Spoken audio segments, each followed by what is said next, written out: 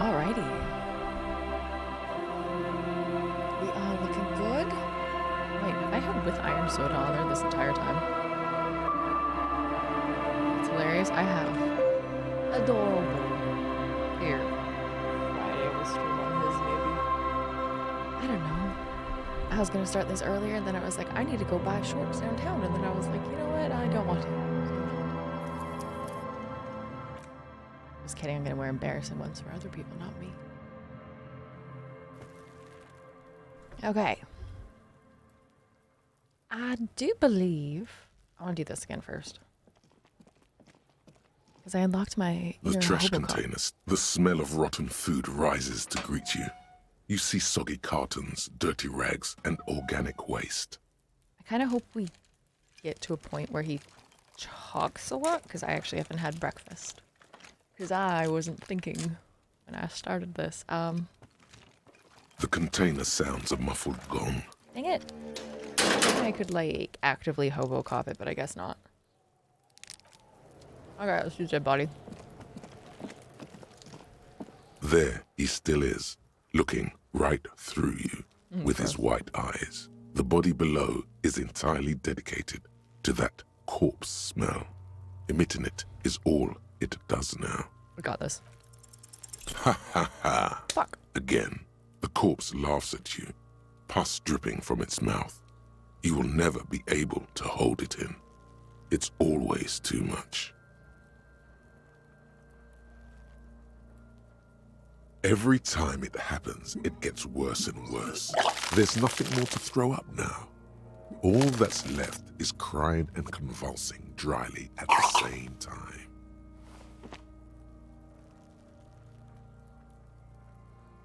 I got my shit compressed. How is this possible? I'm at a loss as well. I could swear your shit was together, detective. Sometimes even that is not enough. Life is unfair. Officer, Yeah. you just need to be stronger. Learn to keep it in long enough for us to work. There's nothing else to do. Relax. It's okay if you don't make it today. The bloated corpse isn't going anywhere. I'm gonna just do a quick load and then try going to the supermart before we try fucking with the corpse, because I guess we're not allowed to right now. We're having problems.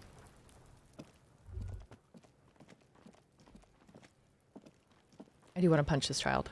Fuck does Kuno care? Oh, empathy. Kuna, I found your shack. You found Kuno's secret door to Kuno's secret shack. It was closed for 5,000 years. How the fuck did you get in? Oh my god, I phase shifted through the roofing material. Shit. Get the fuck out of here. You can't do that. You can't do that, Kuno. He's trying to fuck at you again. Pigs can't displace. Can't do that teleport shit. He says to himself, then turns to you. How did you like it in there, pig old boy? Kuno's got a lot of cool shit there, right?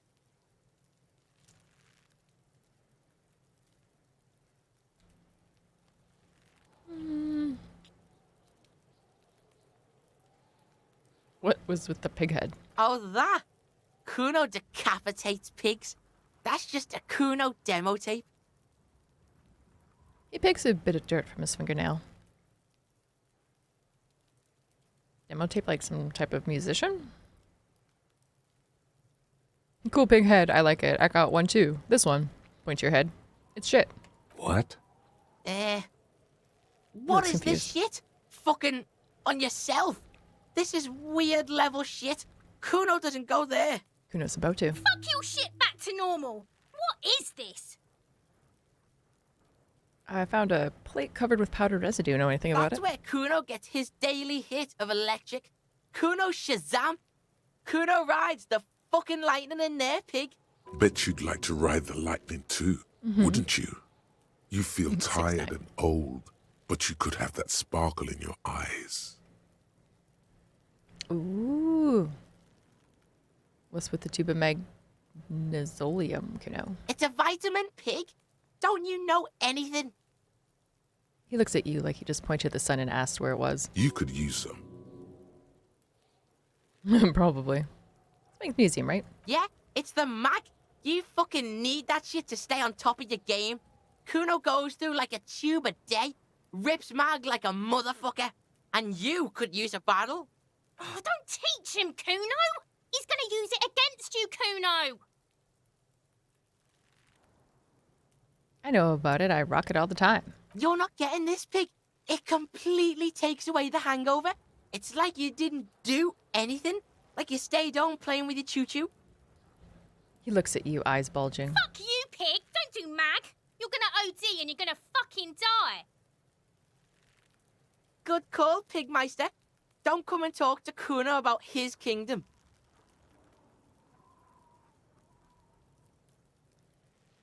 Do I have any questions? The kingdom of... Yeah, whatever. The fuck about... You're testing Kuno. Get lost. We're someone where he Fuck can punch about him. it. Kuno's fuck... He could have just said he doesn't know. Kuno knows shit. Kuno's not a snitch. Probably climbed. You heard Kuno. I don't know. Some Mesk or I don't know. Some other place. Night City. Yeah. Kuno didn't smoke him if that's what you mean. You're testing... Get lost. Yeah. You're lucky you didn't die there. Or what? You'll fucking vomit on Kuno too, pig.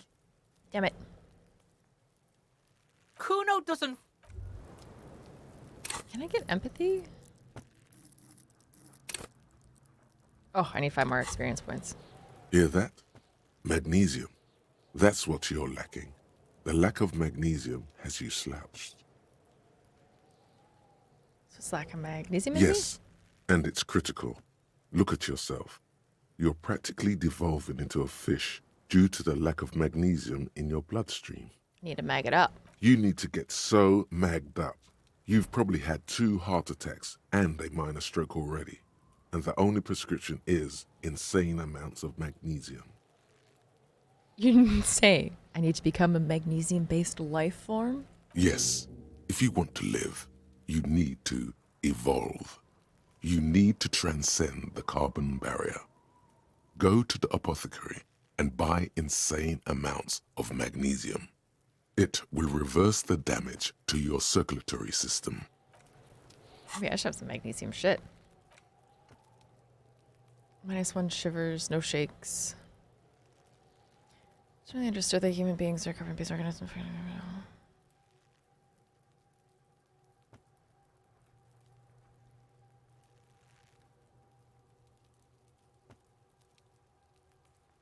feel like he might have. Unlock a new slot.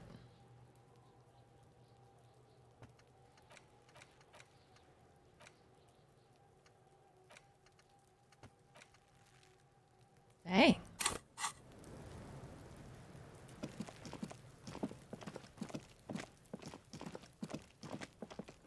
Wait, can I go back slightly?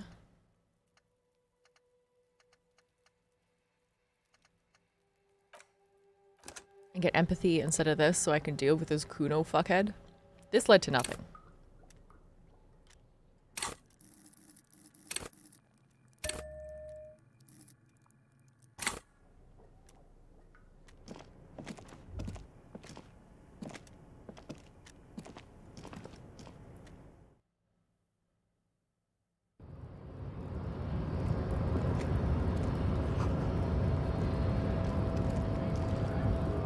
Straight.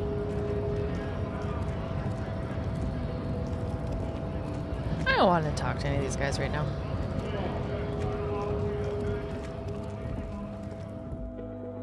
Aha, we found it. The tear machine stands in the corner. Your bottles clunk into the machine, and the money appears with a satisfying jingle. You're 100% sure you got special Hobocop money for that tear. At least 100% extra tear money. If the numbers on the machine told you otherwise, it's a lie. Bless.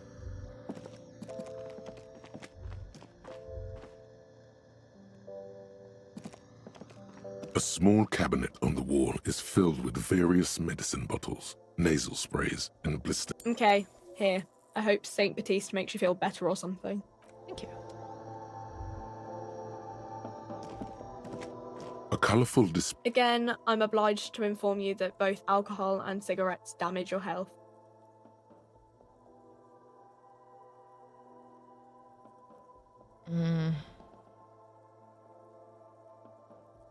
I guess more physique.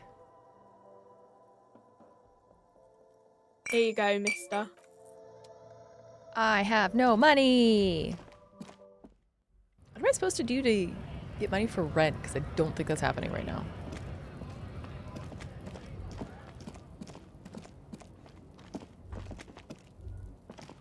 Wait, now that I have Hobocop, can I... Damn it.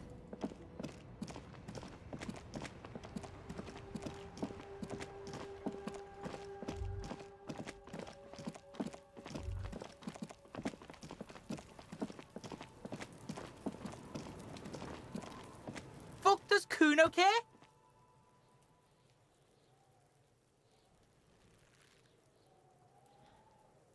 Kuno does... Okay.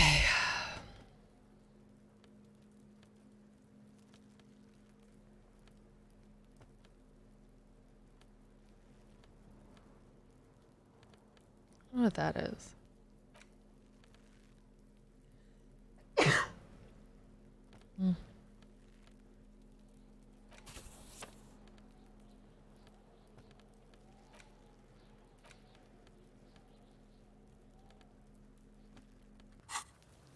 Fuck does Kuno care? Let's try. What's going on is an ungovernable. Like you don't have enough on your plate. You feel a sudden surge of self-pity coming on.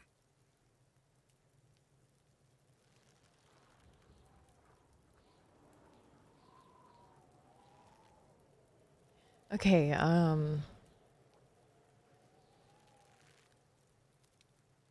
Kuno, think you could turn the Kuno down for a moment? Let's talk to Trying to normal people. fuck at the Kuno! Trying to fuck at me! Trying to fuck!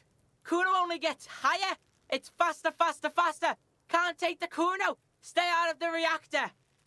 He spits fast. Kuno gonna fuck you up! Up! Normal is not what we got here. You've got to work with what you have for now. God damn it. Kuno doesn't... I messed up. Let's just load this other one.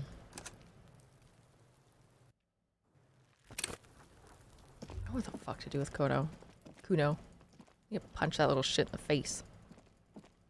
That'll do it.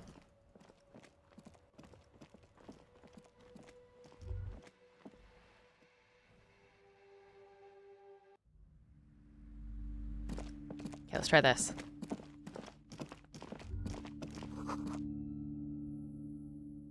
Merely looking at the unmanly haircut threatens your masculinity. A heavy door with a missing handle stands before you, covered in dozens, if not hundreds, of little oddly shaped trinkets and charms. It appears to be locked. Yes.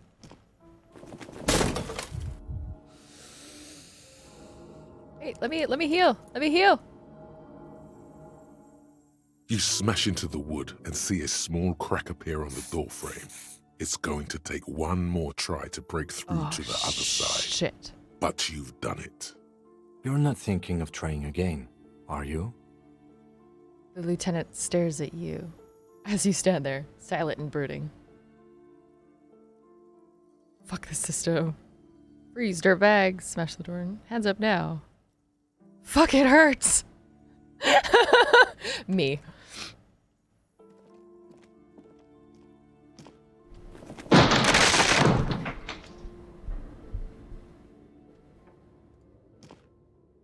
What is this place? The lieutenant stares at the dusty training equipment. It's an adventure. It's another world beyond the veil. Looks like a gym to me. No idea, Kim, but my head hurts. My head hurts bad. Adventure. No, it's a gym. Though it looks like no one's been here in ages. He digresses. I doubt the electricity still works. Good thing we have a flashlight on us. Don't forget to take it out of your bag before we move on. Some specks of dust shimmer in a faint beam of daylight falling from the window. Other than that, the room is dark. An eerie feeling rises in your chest. If there's a reason no one been back here for ages. Yes, because it's closed. No need to look for supernatural explanations where a banal one will do. Now let's move on, shall we? Not at all.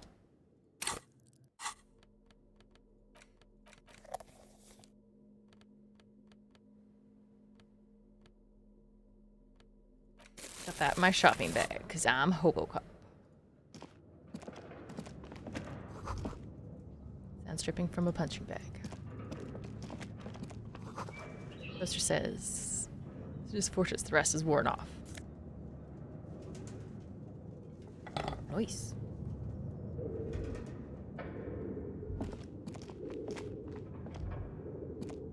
Go do the thinking thing. There it is. Smells like leather and sweat. A barbell lies on the floor. The color has worn off its weight plates. It's 60 kilograms. Your triceps hum at the sight of these weights. Show the world what kind of beast it's dealing with. Lift them. There are no collars on the barbell. This is a safety hazard. Head hurts. Notice collars, high performance weightlifting gloves. Look, Kim, it's a trap. There are no collars on the barbell. You're right. The weight may fall off. Better not touch it then. What kind of bastard would just remove the collars? It should be a felony. It would be a violation of EPIS safety regulations if the gym was still operating, but it isn't. No one's supposed to come here anymore. I will try it shortly. Bars, they look unsafe. I might just do quick save. How do I get rid of my headache?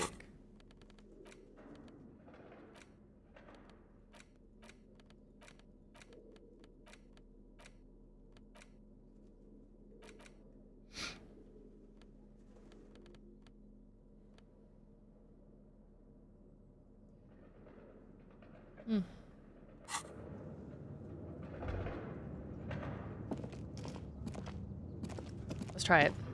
3%, I'm feeling good The about it. barbell waits patiently on the floor, like a dog for its master. It was yellow. What does that mean?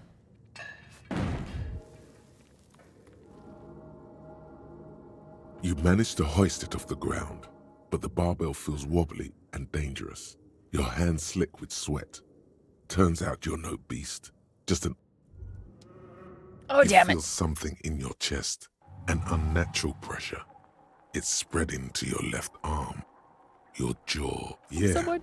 Screaming isn't happening on account of extreme shortness of breath. All you feel is pain, and Cop suffers final heart attack. Shit. We tried. It was fun. A good try. Good hustle, everyone.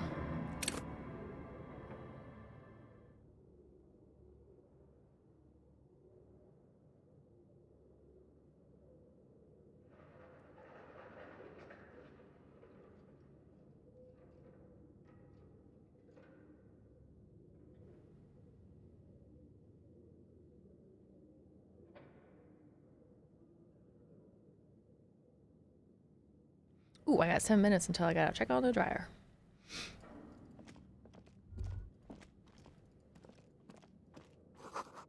Hallway blocked by window panels and debris.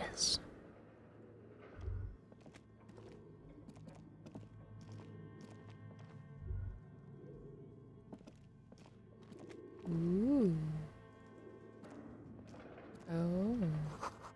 Wild animal stares at you in the dark, stuffed and mounted. A large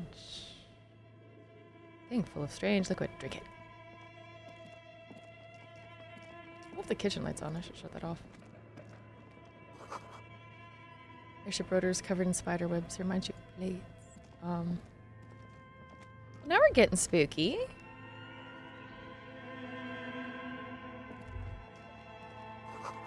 Naked mannequin torso's strange yellow color.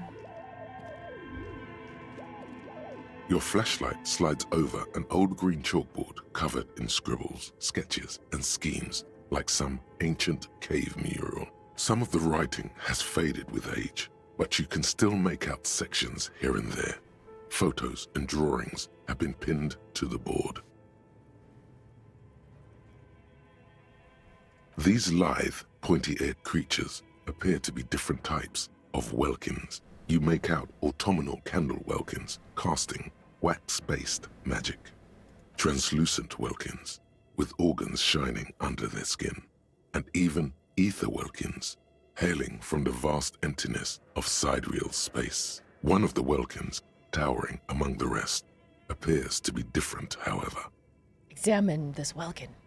This is important. It's Vara Hamira, a high Welkin, his face white and scarred like cracked marble. This is clearly a Welkin supremacist. The note says, all non-Welkin races will be purged.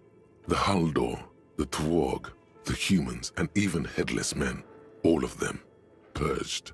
Imagine a world filled only with Welkin, Green Welkin, Dread Welkin, and the High Welkin to rule them all. An inordinate amount of time has gone into drawing these little Welkin creatures.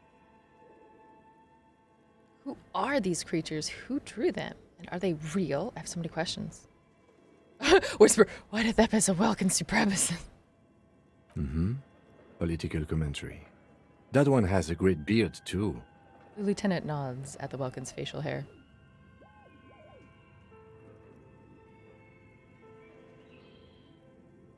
I'm gonna say, who are these creatures? That's why would somebody spend?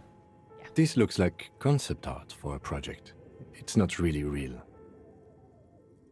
Why would anybody spend so much time on it? Some people really like building a world, I think, even if it's just for a game.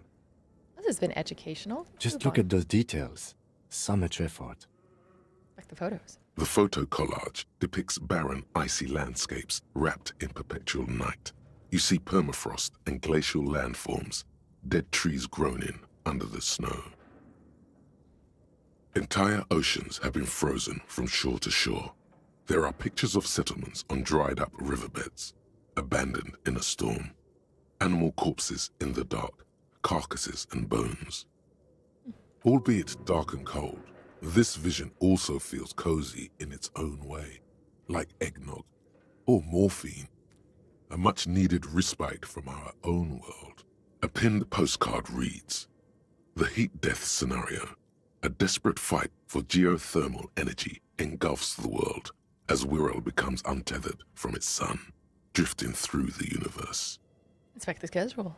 This is a monthly calendar from the year 50. Cryptic words like sprint, daily minimi, and GPI span the marker-drawn grid, the grand scheme of production and money. It looks a bit like an academic calendar, only much more brutal. So what happened? As time goes on, the numbers in the boxes grow rarer and rarer. The board becomes an empty snowfield in the final days. Oh no. Only failure and regret dwell in this region. Uh-oh. Looks like they didn't make it. Lieutenant looks at the frigid ice field of nothingness. A note in the bottom left corner of the chalkboard says, "See the prod schedule filament for details." The handwriting is only partly legible, but you can still make out 3 slogans: "Call in, tune out," "Wirral untethered," and "Heat death of the universe." The full text reads, "Heat death of the universe is the new black." Another note says, "The biggest advancement in role-playing systems since the 30s. Aw. Leave.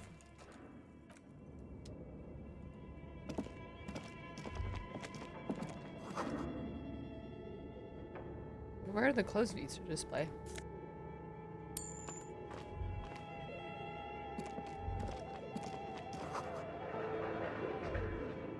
Moth bitten.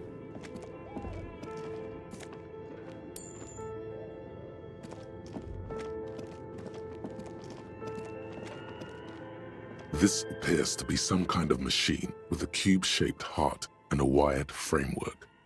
The keyboard has a rectangular on-off button. A piece of paper still hangs from the printer. A radio computer. Just sitting here without anyone inside. This is the lieutenant watching you circle around the machine. He sounds surprised and a bit cautious. What he means is that these things cost money. Why would anyone just leave it behind? This is the Ream Civic radio computer. model RC5120, equipped with a Feld mainframe and a Ream-compatible printer. Turn on the machine. The machine lights up like some prehistoric animal stirring from its slumber, revealing fluorescent play and print keys on the keyboard. The hatch on the machine's central compartment is wide open. Look inside the compartment. It's empty like a beehive without its brood. Some cables have been left dangling, disconnected. This is where the memory should go. The lieutenant notes, observing the machine. Press play. Nothing happens. Something's missing. There's no tape in the player. Look inside the compartment. It's empty like a beehive. This is where the memory should go. Press print. Nothing happens. Safe. We must find it. This old fireplace is covered in lines drawn in blue and red marker, the mesh spreading over the stone like blood vessels on alabaster skin. It looks ghostly and strangely ancient. What am I looking at? Radio frequencies, it seems. UKV 123.6, UKV 123.7, UKV 123.9. Are there nerd Some games? written notes, too. Sparse and cryptic. Unclear. It looks like a cardiovascular system split into veins and capillaries. Very advanced. So we're dealing with something medical here? You think so? The web is comprised of radio stations, all lead back to one red heart, titled The Game Master Frequency. A note says, this one can listen in on any station it wants.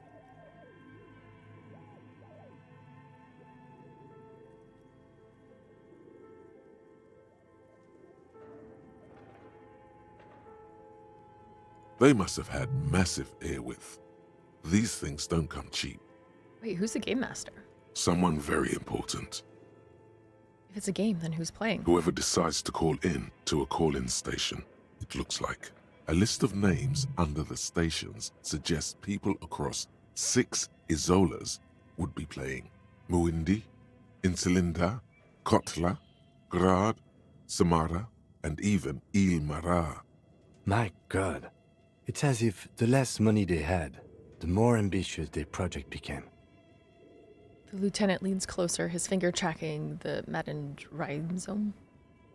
Because the air with alone must have been huge. Exactly. This schedule, I know doom when I see it. The company was running out of funding. He nods at the calendar on the chalkboard, wiping his marker-stained fingers against his jacket. What else? Nothing. It's just lines on marble. An echo from times long gone. No one has used the fireplace in ages.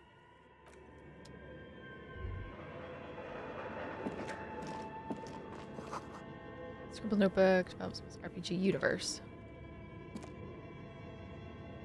Okay. What do you think is going on with that computer, chalkboard, and fireplace?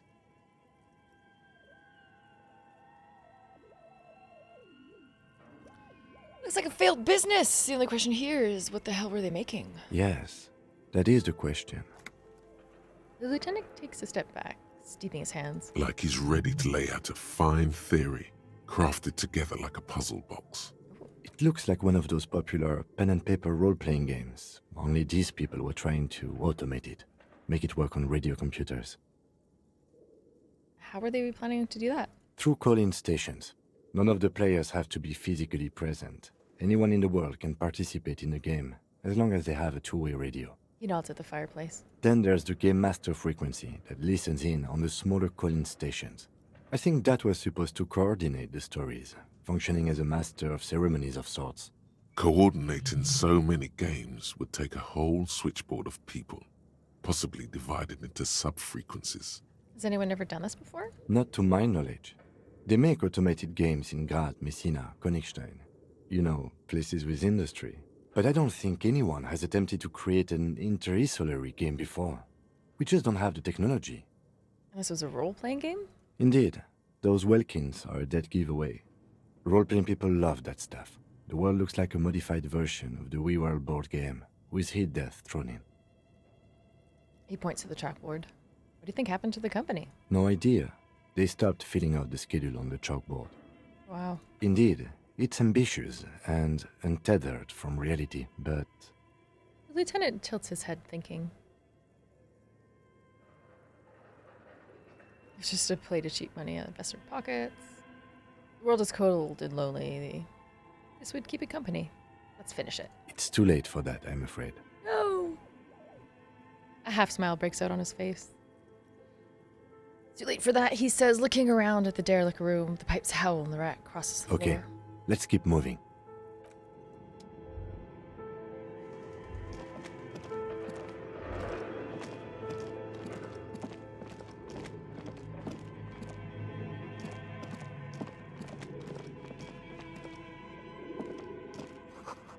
So Rotorblade's stream logo.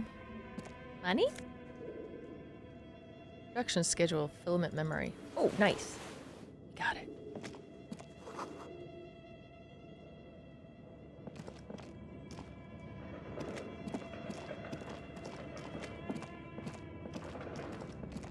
We got it. Tiles on the cube are still smoldering, casting the framework in a soft glow. Fluorescent play and print keys shine on the keyboard. Insert the production schedule. Like a smooth draw, the filament slides into place. On the keyboard, the play key starts blinking. Press play. A bar of fabric right above the keyboard starts producing a soft hum. The sound of static seeps through the machine's planar magnetic driver. The static gets louder, slowly filling up the abandoned hall, until a voice speaks out, crackling and old, cutting into the air. Good evening, Fortress Accident en rue de Saint-Ghislaine. This is East Insulindian Repeater Station 1. Ah. Please repeat. Is this the production schedule?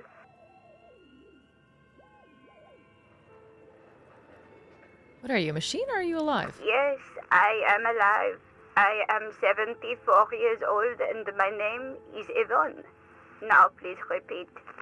Is this the production schedule? She repeats passwords. Programming people are all paranoid.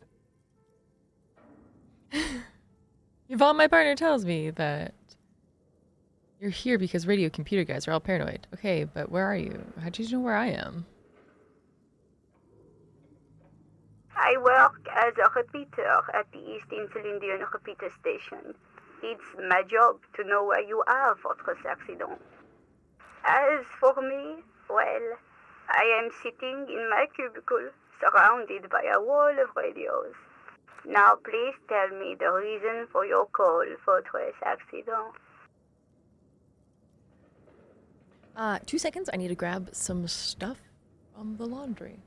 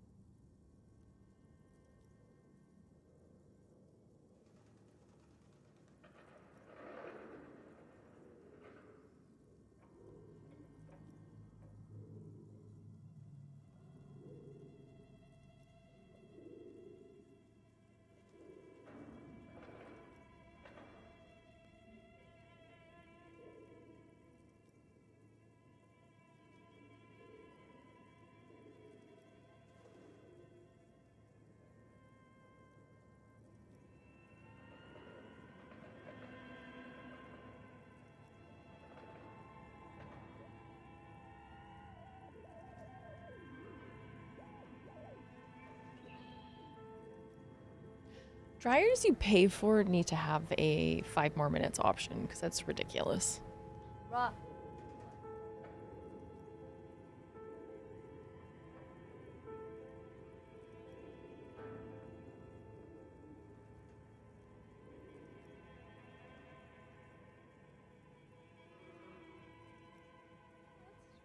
Ah.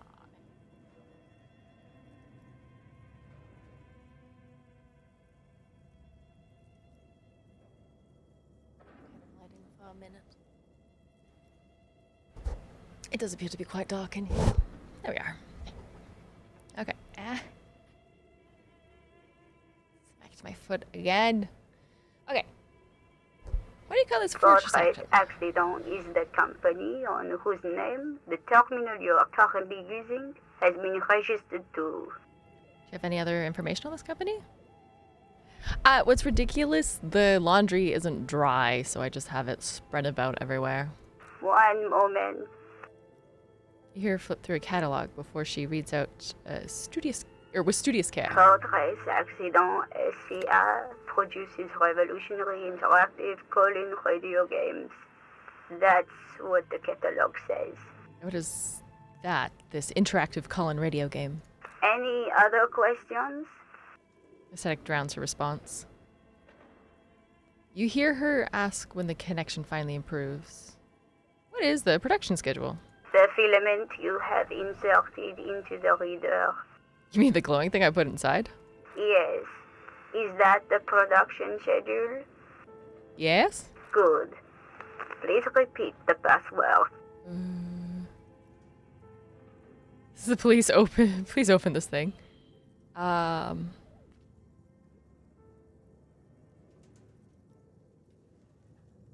Shit. This is the police. Please open this thing. I am contractually obliged to protect the privacy of the filament holder Shit. Fortress Accident. Without filing a warrant with Lintel, I cannot give you access to this filament. I'm afraid we are not doing that, unless we want to wait for a month. Now, can you please repeat the password? Is it my birthday? No. Can you give me a hint? Still no. I don't know the password. Received. I will register this login attempt. Thank you. Don't worry. Passwords have a way of turning up sooner or later. Fortress Accident. Is there anything else I can do for you today? That is all for now. Thank you, and goodbye. The old lady's voice disappears along with the Tiles static. on the cube are still smoldering, casting the framework in a soft glow. Fluorescent play and print keys shine on the keyboard. Print? Nothing happens. Look inside. Behind the hatch sits a cube-like crisscross of filaments, smoldering in the dark like fireflies. Silver tape on the side says, in a black marker, the production schedule. Leave.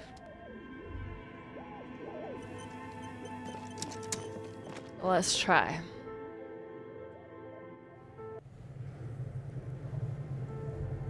Okay.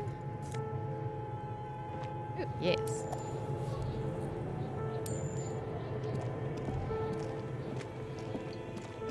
What's in the bear? You see a terrifying ice bear with a strange compartment in its belly. The door is covered in frost, and the bear's eyes are glowing red. What is this thing? It looks like a giant ice bear. The lieutenant doesn't answer. His eyes are glued to the animal. A sharp slice of light shines out from its mysterious belly door. Crap, I opened the door. A gust of freezing cold air rushes to greet you. You hear a low grumble as the bear regulates itself. This is the inside of a refrigerator. The lieutenant takes a peek inside. His hand has found the holster of his gun. Inside the refrigerator. The shelves are empty. All you see are crumpled ice cream wrappers with the brand name, Revachol Ice City. A handwritten note has been attached to the door. The fridge is huge. Take the note from the door. You pocket the note and the little fridge magnets keeping it on the door. Examine one of the ice cream wrappers. A friendly cartoon bear smiles back at you from a glossy cellophane wrapper. It looks nothing like the fridge. The paper still smells of vanilla and chocolate. What is a giant bear-shaped fridge doing in an abandoned cellar in the first place? Good question. It looks like an ice cream fridge. The lieutenant reaches for one of the wrappers. He studies it in the light. So they tried to sell ice cream from this hyper carnivore? I know. What an unfortunate marketing choice. Says the lieutenant. What is even worse, the bear is still costing them money to this day. The lieutenant points to the red, snaky cable running from the fridge. The fridge buzzes with energy. The electricity bill on this thing must be catastrophic. Close the door.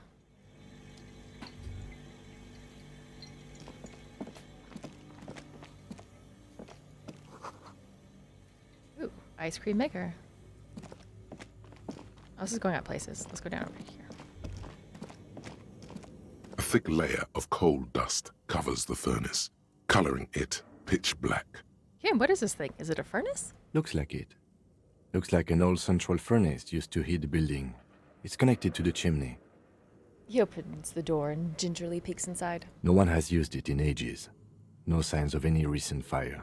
Only dead rats. Look inside the furnace. It's dark and grimy here. In the darkness you can hear chatter. It's coming from above. A voice or several voices talking to each other. Near the smoke chamber, upstairs. The echo is so prominent, it's impossible to discern what the voices are saying or what's producing them. What are you doing? I hear the murder of the hanged man talking. I'm not sure, Kim, but I can hear someone talking upstairs. Wait, really? We should investigate, see if someone's upstairs. Smear your hands with coal. A lush layer of coal now covers your skin, sinking into the wrinkles. Your hands look ancient. Maybe you could paint something with this coal. Leave a cave painting for future archaeologists. No, that would be stupid. Ugh. Kick it with your foot.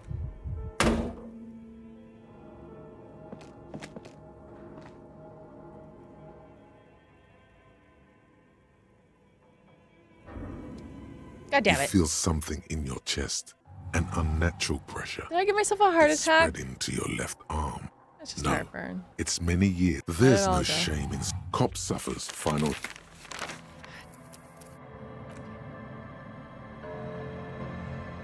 Everything's fine.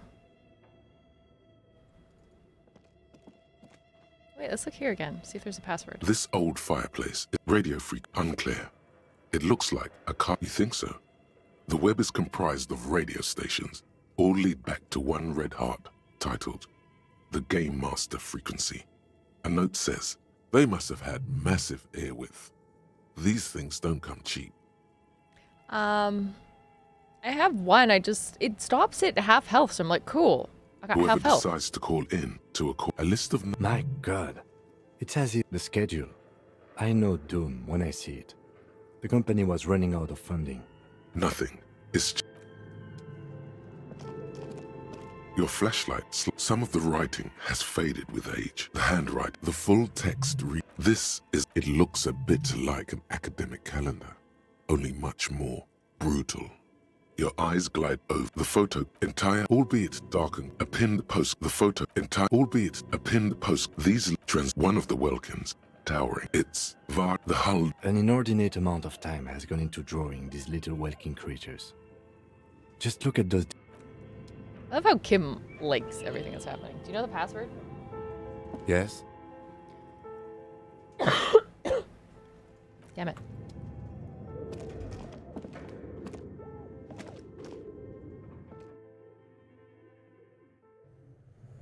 Riva shot.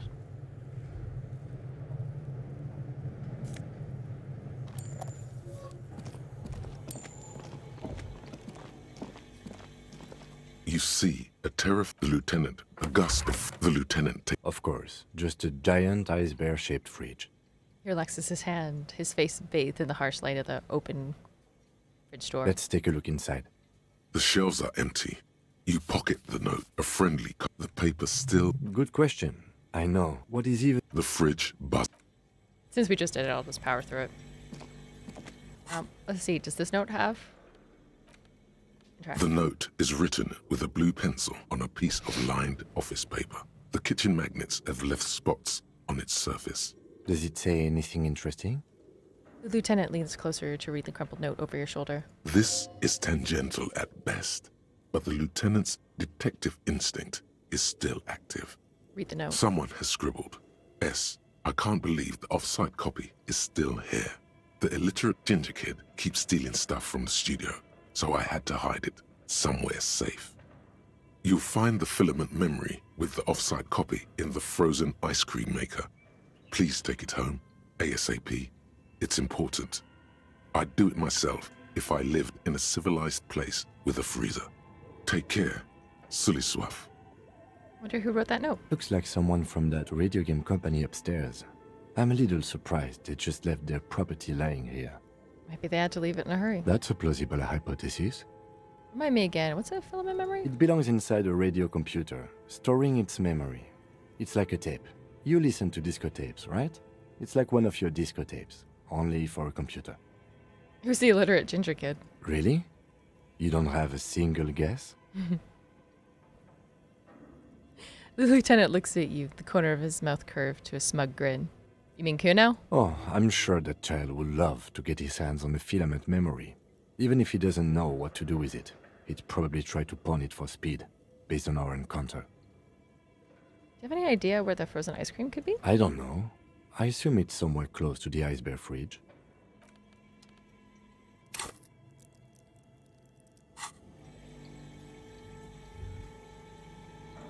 Okay, so that leads to something.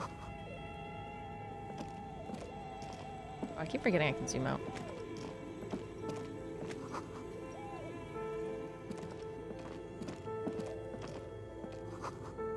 Flashlight casts a strange shadow. There's something hidden doorway here.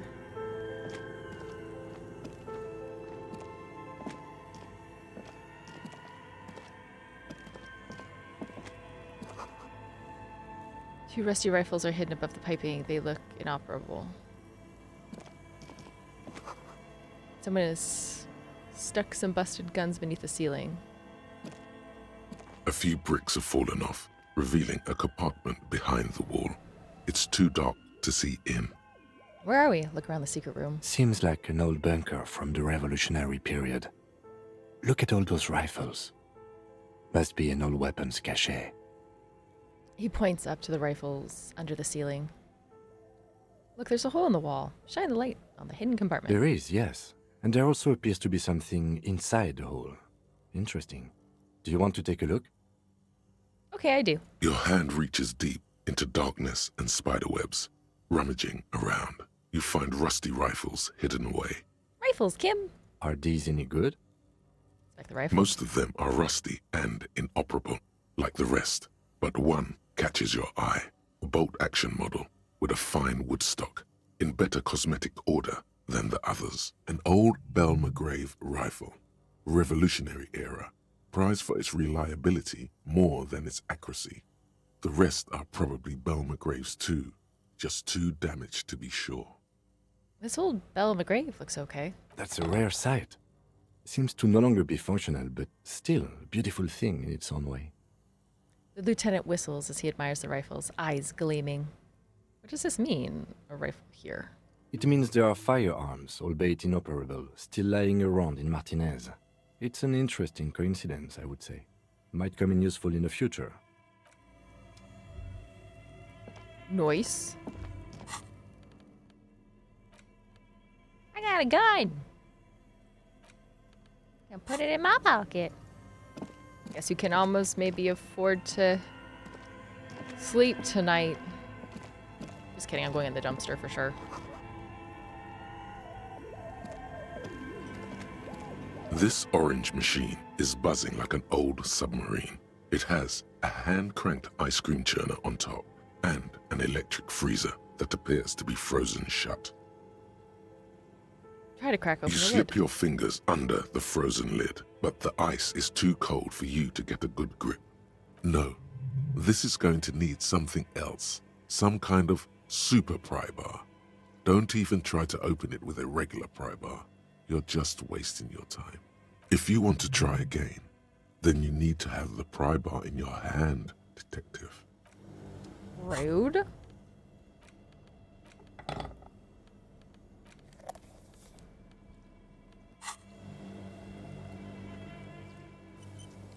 Just do a little ceremony. This orange machine is buzzing like an old submarine. Heroic. It has a Pry bar not strong hand-cranked enough. ice cream Better churner grip on with top gloves. and an electric freezer. The ice squeaks beneath the pry bar. You think you've got the bar jammed in there pretty well, but the lid simply won't budge. What You is this? see the pry bar's metal handle bending right before your very eyes. Oh no. Yeah, well, that's a good pry bar. I'm not criticizing it, but this ice cream maker is frozen shut. It takes an advanced tool to get it open. Where do we get one? I have no idea, officer. This ice cream maker isn't important enough to requisition a special tool. Says Sooner you. or later, you will stumble upon a tool mighty enough. Then Rude. What happens if I crank it? Will that just ruin what's inside? this orange turning the crank feels oddly satisfying, like stirring your childhood dreams. In the distance, you hear water dripping.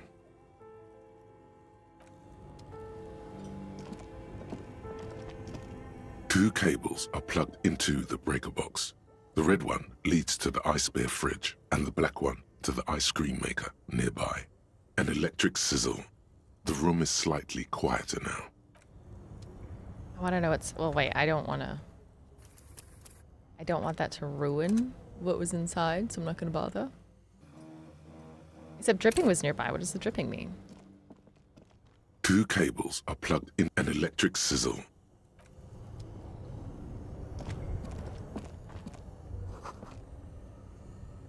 Mars running to the breaker box. Drama?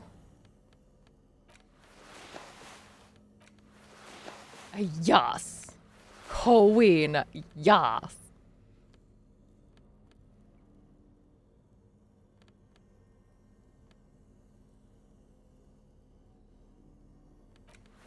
Hell yeah.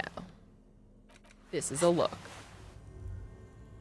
Imagine just walking around with what you assume to be a capable police officer partner, and instead you just end up with this asshat putting on whatever clothes he can find, picking up bottles.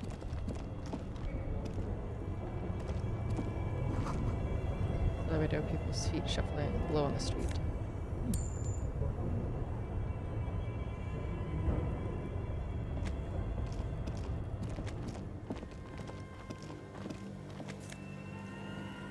Ooh.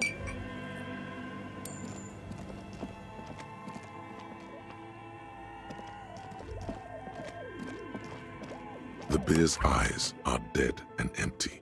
Ice inside the fridge slowly melting. Wait, so if I cut off the power to the other thing... A thick layer of coal dust covers the furnace. Looks like it. No one has used it in ages. It's dark. The echo is... What are you doing? Wait, really? You should investigate. See if someone's upstairs.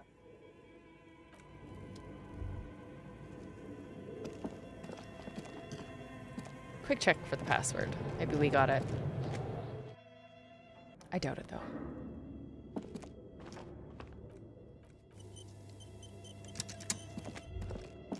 Tiles on the cube are still small. Nothing happens. The speaker... Good evening. Please repeat. Good. Please repeat the pass received. Fortress. Thank you. Tiles. I thought maybe it was on the note. I guess not. Ah, so many loose ends. I got this. I gotta figure out what's in the ice cream. Actually, they say it needs somewhere. Oh, I don't know. We'll figure it out.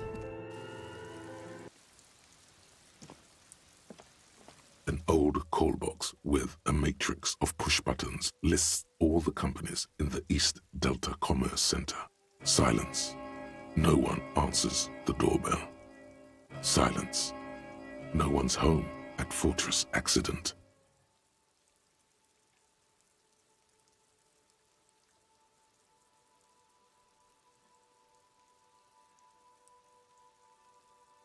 ring the doorbell. Try again. You didn't press it hard enough. Thank you for calling the 24-hour window company. This is an automated message. Are you experiencing a window-related emergency? During non-business hours, please call I guess it is getting late. 00725-477-651. The streets are mean, but we're always there for you. Yeah, do we have an emergency? No, not a window-related one. 12 name cards on the call box read. You ring the doorbell, but no one answers.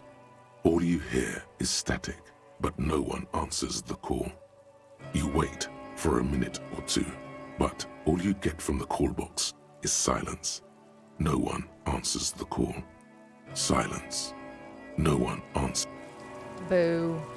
It's nighttime. Let's go see what this little shit's doing.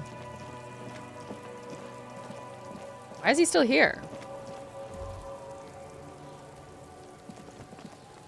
Fuck does Kuno care?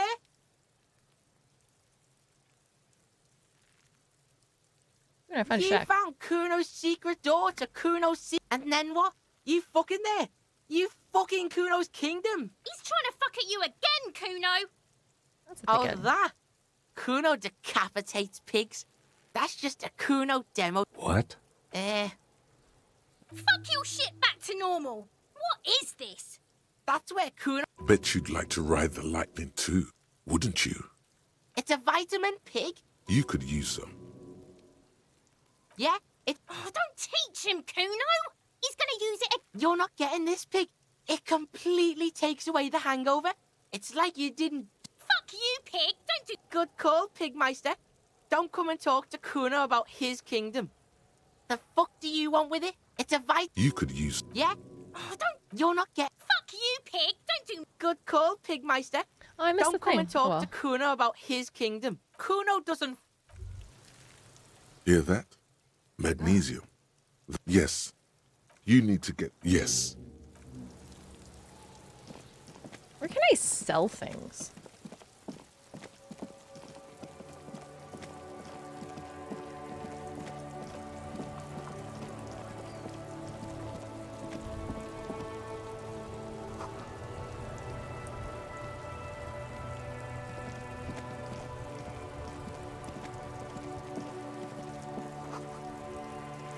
There's something down there.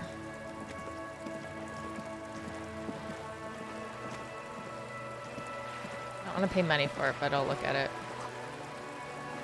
I was banged up and inoperable.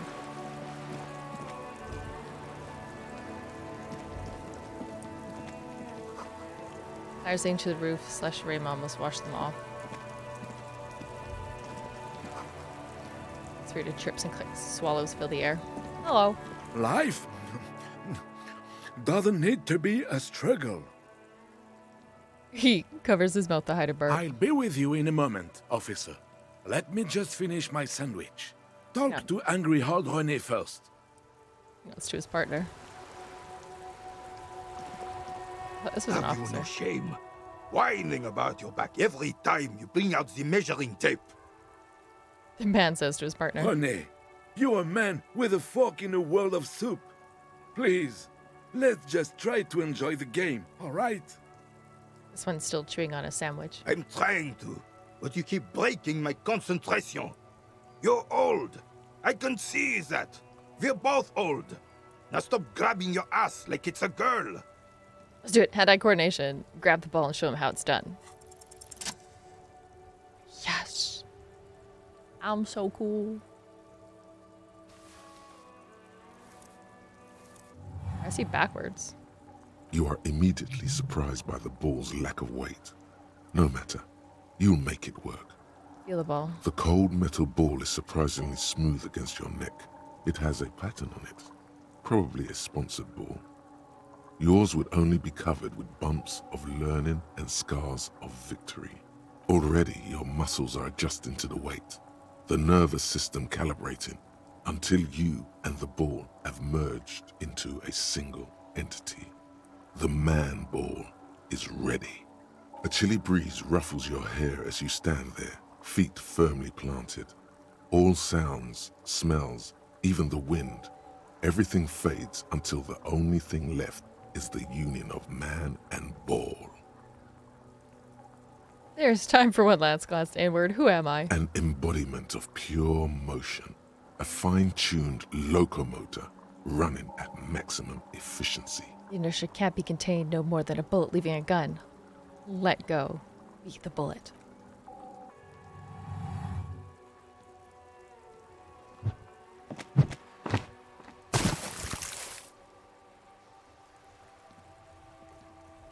Merde! Bordel de merde! The old search soldier yells out in outrage. What the hell is your problem? Not a weak right triceps, that's for sure. I don't care if you are a cop. You do not just ruin someone's game. It's so goddamn disrespectful. I sense anger, and I don't understand why. I'm sorry. You vandalized our game, son. We Just to can't calm play himself. petanque with 5 bull. P-Tank? Whoops. I thought it was shot put. Well, it damn well isn't. It's petanque. You ruined a petanque game. We want our bull back. And then snaps, raising his voice again. Take it easy, René. This is just a misunderstanding, isn't it, officer? No harm done. The jolly old one tries to defuse the situation. Of course there's harm done, you orange slug. You owe us a goddamn bull. The heel of his cavalry boot slams into the ground. I don't have a bull, but will this do? Hold out the shot put ball. Will this... No, it will goddamn not. He falls silent and stares at the ball. Thank you, officer. This is really something. Honestly, I think it's better than our old bull, even. The jolly old man quickly takes the ball and bounces it in his hand. Mon Dieu. All right, fine. What do you want, officer? Found your guard booth. Yes, the Debardeurs Union pays me to stand vigil during the nights. Not out of any political allegiance, mind you. He looks down. I'm an old man. Don't sleep more than a few hours every night anyway, and money is tight. He adds with a slight sigh. Hey girl, hey, how's it going, Zinc? How are you, my friend? Have you seen something on the night of the murder? Your booth looks right into the yard. Yes, it does. Unfortunately, I wasn't working that night. Been on a 2-week leave since last Monday. Why are you on leave? It's a private matter. Nothing to do with your investigation. You're okay? Oh, bless. I hope it's okay in a good way. You see, I'm getting officer, there. René is the kind of man would rather die than admit he needs medical assistance or, God forbid, sick it. A real man's man is just gonna ride it out. He's gonna die. I'm fine, goddammit. Mind your own business. It's nothing. Just got to cut back on coffee. The outburst makes him clutch his chest.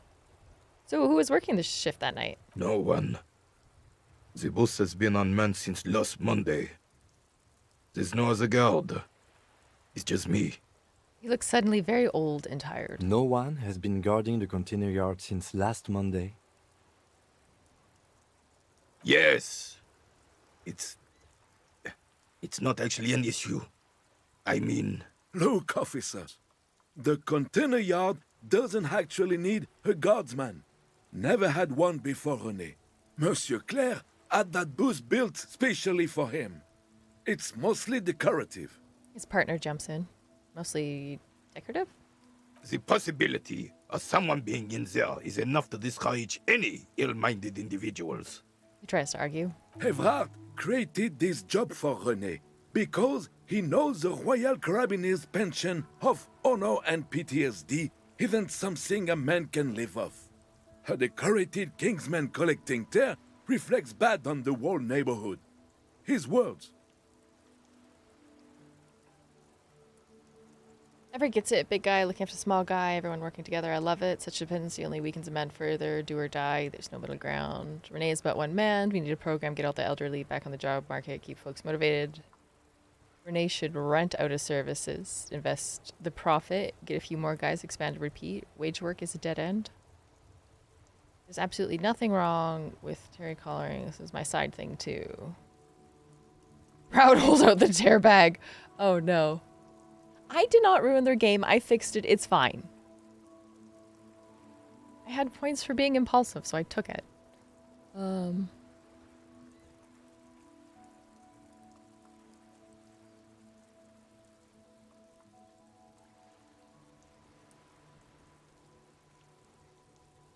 I don't know if I want to say this, because I don't think it would work.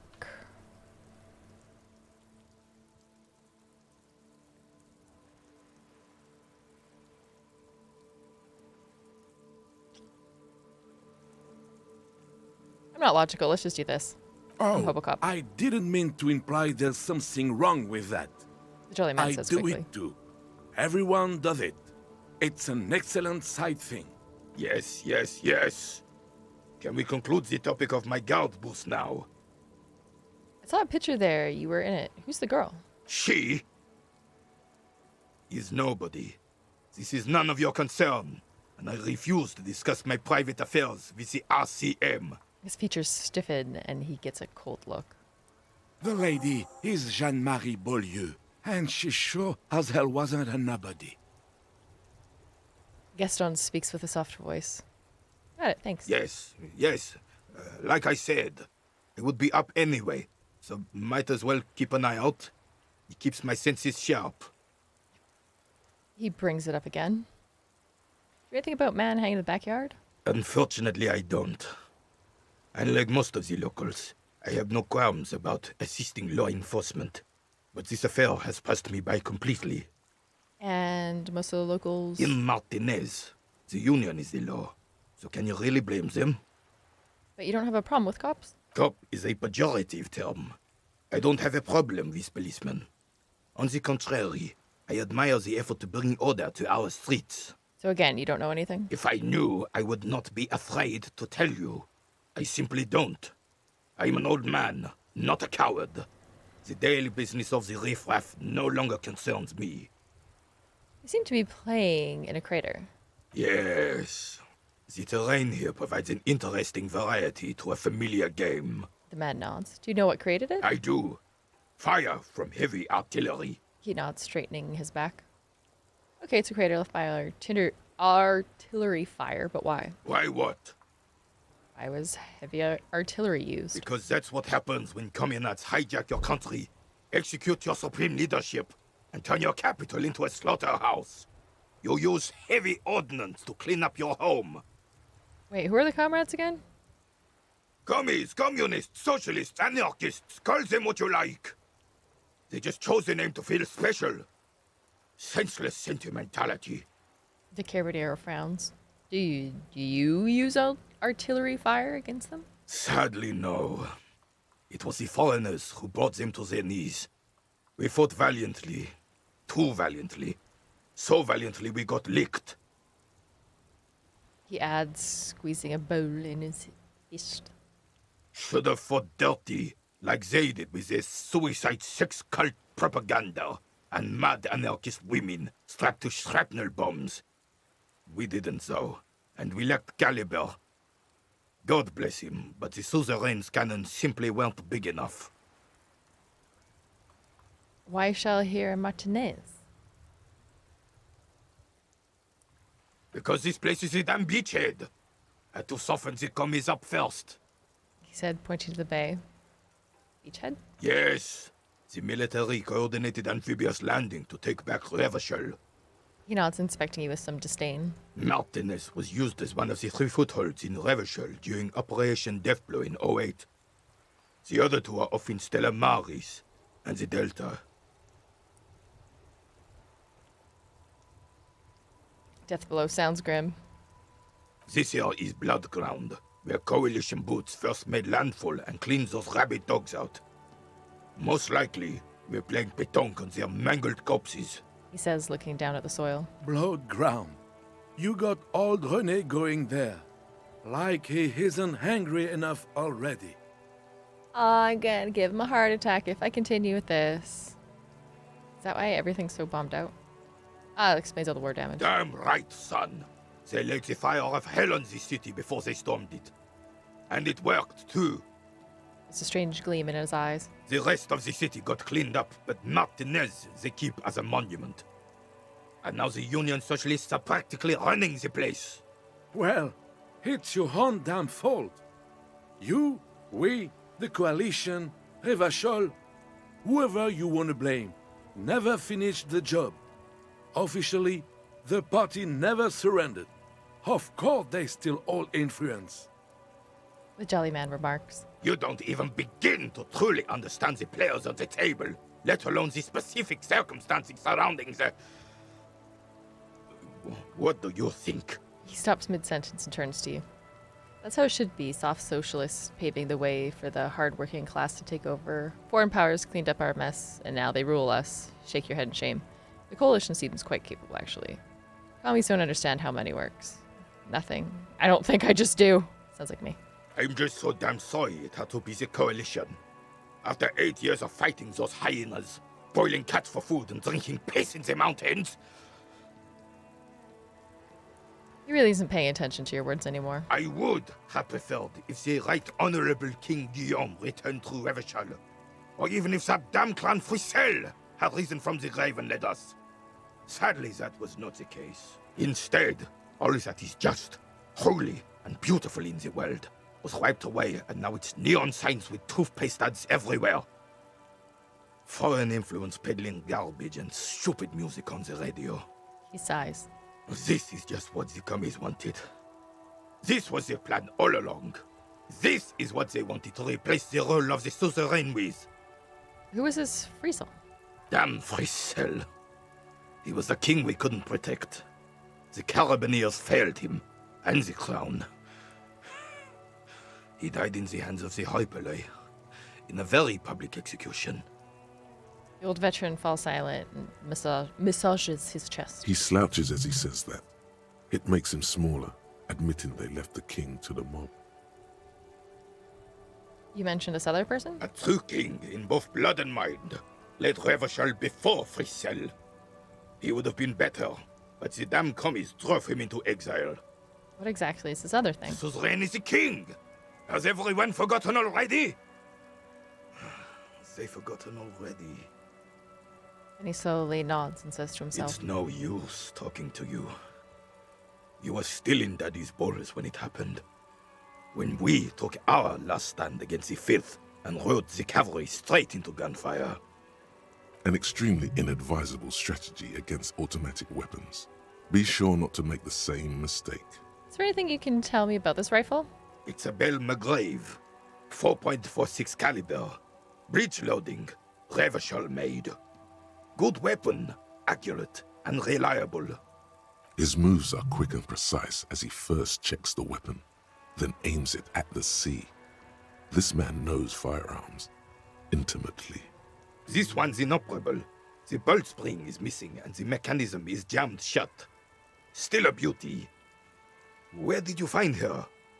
In the basement there, point to the bookshop.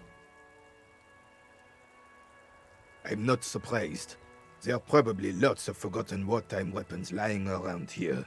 Back in the day, everyone had something stashed away. He looks at the building. As for the rifle, I don't know what else to tell you. These BM-446s are an antique. No one uses them anymore. The ammunition is impossible to find. Oh, threw the ball in the sea, -1. What is it about an old soldier that makes him stand so proud? All you observe is a veteran refusing to let go of the past and his old uniform. This is the uniform of the Royal Carabineers in service of Frisel I, Guillaume le Lion, and the valiant King Philip V before him. Don't you mean Frisel the Fan? You do not speak his name, Craven, although he was a clown. He adds. But he was our clown, ours to ridicule and to mourn. He turns back to you. There's something you missed. You will get to it. Don't worry. Thank you for your time.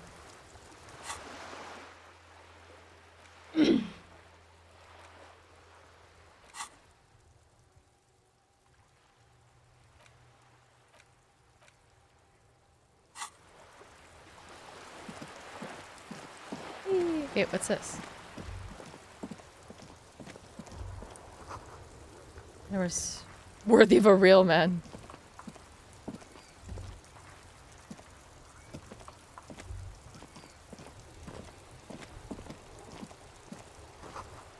I see smell of potato sauce springs emits from the air vent.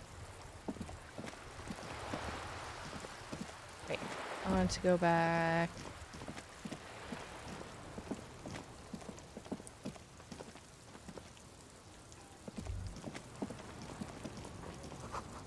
Ancient fountain doesn't pop water. There's a tree in it.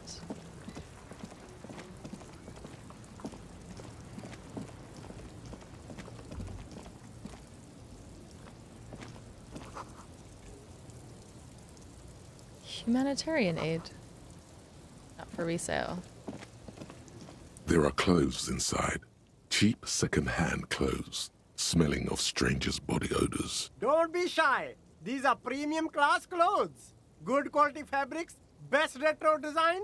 Save the economy with your style, officer. Browse through the You box. find your hands deep in tattered and faded garments made from weird polyester blends that make your body itch and sweat in all the wrong places. Perfect. The box smells like cat piss or like an old person with no money. Just the way I like it. Economical, but also trendy. Look first-hand, buy second-hand. Keep the economy moving. Find something worth salvaging from that pile of rags. Something cold grazes your hand. Synthetic and sleek. A windbreaker. Surf, it says, but also wind, summer, 100% waterproof, and sport.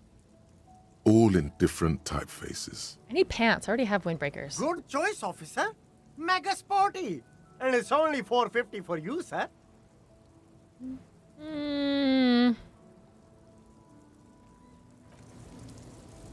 Only if I can steal it. You see two lowly, defeated speakers, thralls, slaves basically, perched atop them like conquerors surveying the land. I can see you with taste for luxury, officer. Can't keep your eyes off those sneakers? A pair of Faun Ultras.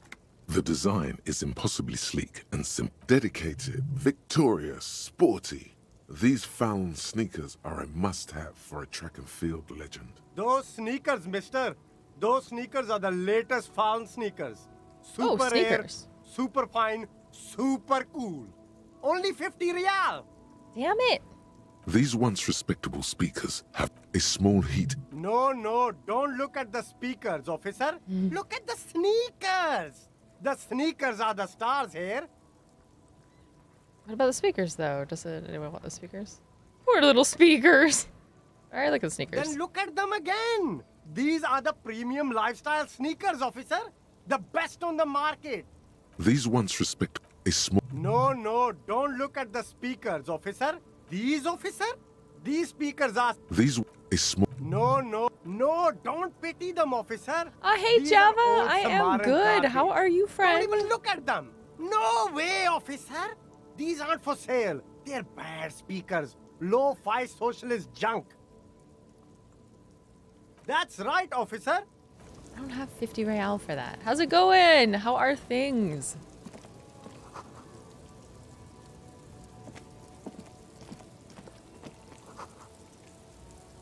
Helpline that controls the drawbridge. Can I talk to him? You see a Samaran street vendor surrounded by a motley assemblage of goods. When he realizes you're looking at him, his face breaks into a wide, welcoming grin. Oh, I feel that with the sleepy. I had like such a bizarre sleep last night. I fell asleep, but like I fell asleep easy, but the little things kept waking me up all night. The name Sileng is embroidered over his breast pocket. Happy shopping, officer. Everything's cool here. He gives you a thumbs up. Everything's cool. The goods are cool. The customers are cool. The place is cool. And one more thing, officer. You're very cool. Bang, bang, bang, bang! He makes both hands into finger pistols and fires a few finger bullets into the air. You feel a twitch in your index fingers. There's a finger shootout brewing. Wipe him out. Or whip him out. Don't shoot, officer! Have we got an arrest here or just a shakedown? He raises his arms in a mock alarm. Shakedown. Good one, officer! You're a funny guy! Now what can I do for you? He nods towards his shabby wares. This isn't a joke. Give me your money. I need money. I'm just kidding. I'm really here to shake you down for some answers. Official police questions. I do need money, though. Then fire away, officer!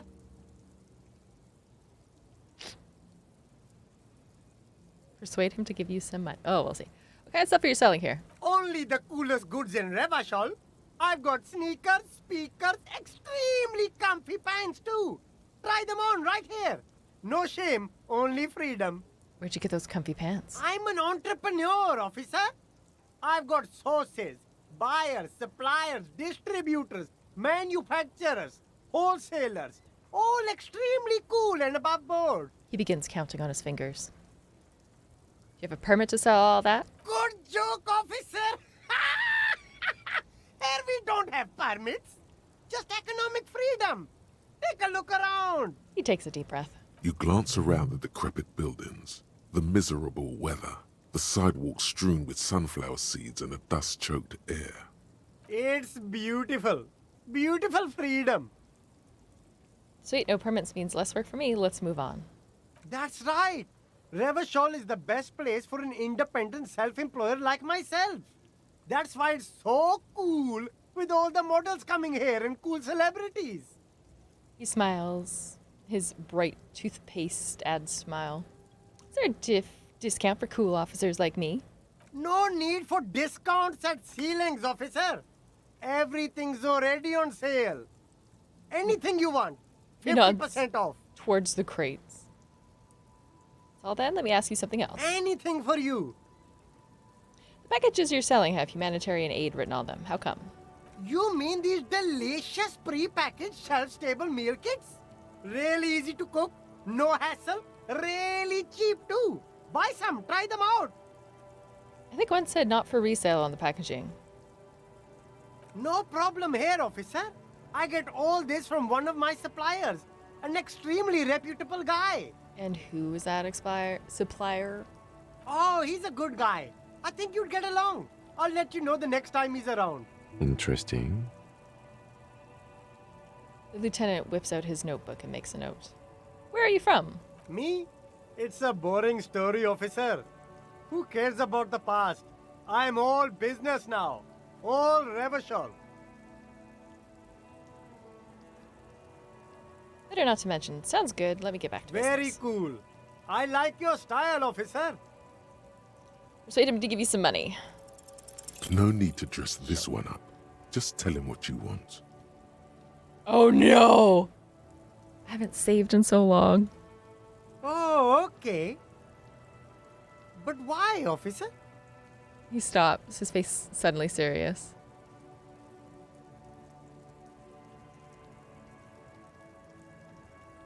I don't know, it's just the only thing I could come up with in my head to ask you. I need to get some money somehow. Ah, yes. Money is very important. The street vendor nods, dead serious. Are you trying to ask for a bribe? If so, you're not doing a very good job. He looks at the vendor. Sorry, detective. The man grins, his entire incident already forgotten. Perfect. I'll look around. Where are the pants? You keep coming back. That's good, officer. Keep You find your hat. The box smells. economical, but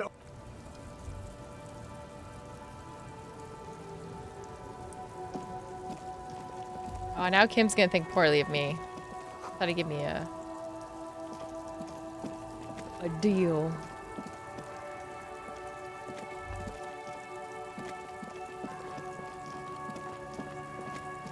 Ha, garbage.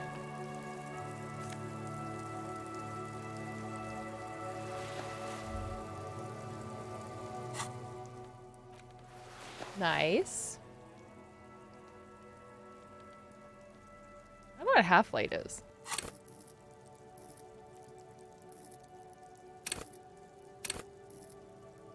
Threaten people. Oh, okay. Go to party permit. Love and be loved by drugs. I don't know what that is.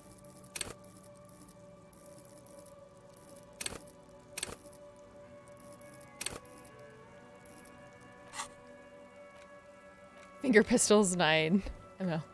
Or 9 mm. Sorry, ask loser from the street suddenly you're supposed to solve cases by what? Talking to people? How are they going to believe you can protect yourself and them from savages without a firearm? This ain't right. You need to think around. That's funny.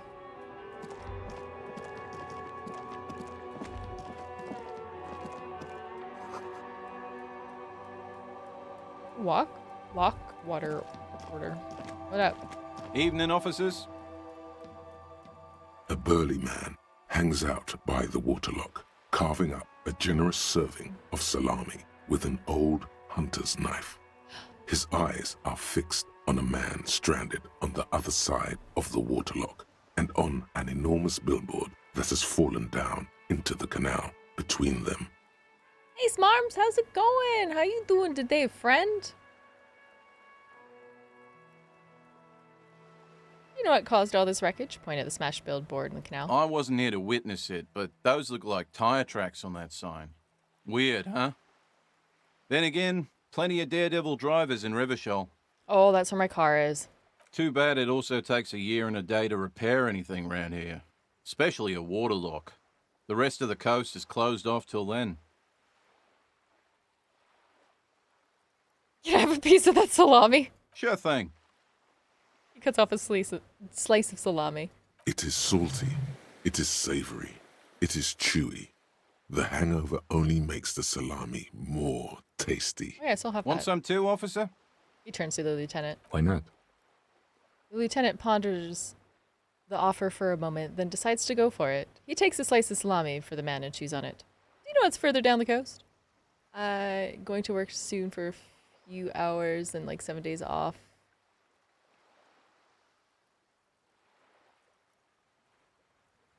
Oh, after 7 days off. Well, congratulations on having such a nice long streak of days off, and sorry you have to go back into work. Condolences, that is. Not fun, not great. I'm not looking forward to it. I don't even know who's going to still be working at my work when I get back. But well, there's the fishing village, an abandoned fish market, a bizarro church. Not much use to the congregation, though. There always seems to be something wrong with it. He thinks for a moment. Yeah, not really much else. Just bombed out ruins. Right, bye. A couple of indicator lights are missing from this control panel. Loose wires dangle from the now vacant holes. In the middle is a lever. Beneath it, a small metal plaque. This panel usually closes the waterlock, turning it into a bridge that lets you cross the canal. But there's a crashed salmon and butter sign in the way. Pulling the lever probably won't do anything.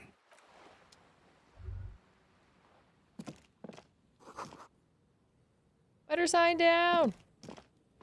A crumpled billboard reading, Samaran butter soaks in the canal. 2 ugly lines mar the bright countenance of the blonde boy depicted. The sign billboard has fallen on the waterlock, keeping it open, and thus out of order. What is the butter? Whatever it is, the boy on the billboard seems very happy about it. Visual calculus, let's go. Just some tasteless advertising at the bottom of a canal. Nothing more to see here.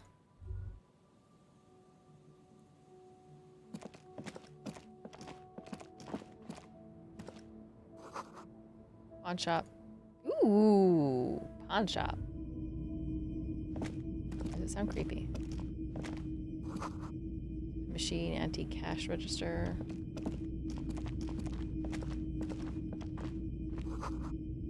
Military wear, eccentric fashions thrown in. Wow, a very large red t-shirt with an impressive print stands out from the other garb. Oh yeah? Oh yeah, the print depicts a muscled man striding toward you, a giant sword in each hand, encircled by burning embers. Behind him is a cluster of cabins engulfed in flames. Beneath him are the words, Hyondal burning.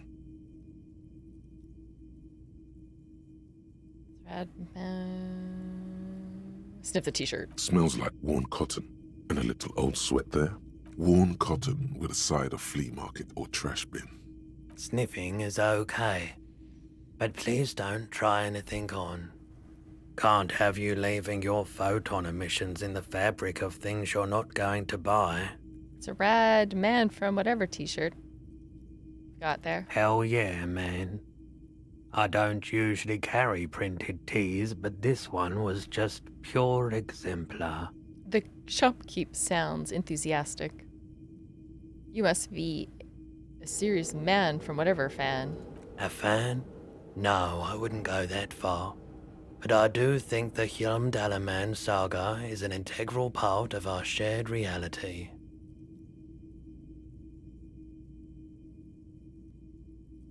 Most people don't think that the man from Hjälmdal really existed, but they're wrong.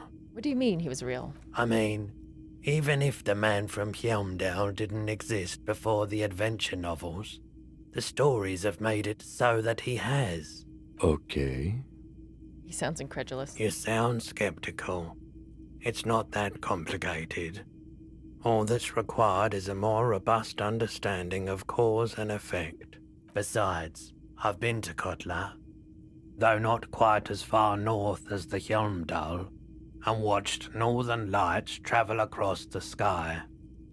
Very unique, energetic tides there. How much are you selling it for? 2 real. That's dirt cheap. The lieutenant raises his eyebrows. You just give it for me for free then? But why? I'm a broke cop without a cent to my name. And for a superstar, and I'm a superstar, it would be perfect. Superstar. I suppose that makes sense, yes. Please go ahead and take it. Welcome to Hjälmdal. He thinks about it. Hell yeah! I am such a superstar.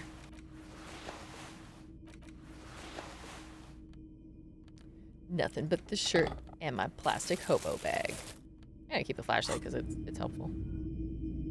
A typical Martinez streetlight sits among assorted floor and table lamps. The light pole has been carefully cut, and the wiring has been redone and attached to a standard indoor plug. The light buzzes faintly, but persistently. Is that a streetlight? Yes, officer. As you see, it's in perfect working order. His manner is casual, but his speech is careful, measured. He wants you to know that he has nothing to hide. Where did you get this? It was brought to me to be altered.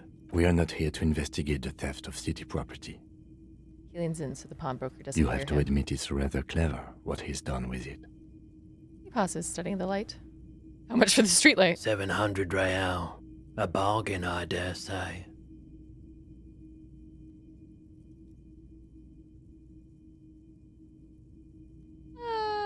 Uh, 700 sounds about right. I imagine it was an easy song that off. Hey, I don't know where it came from, but it's not every day you get to buy and sell something so extraordinary. There's nothing else you need to know about the light.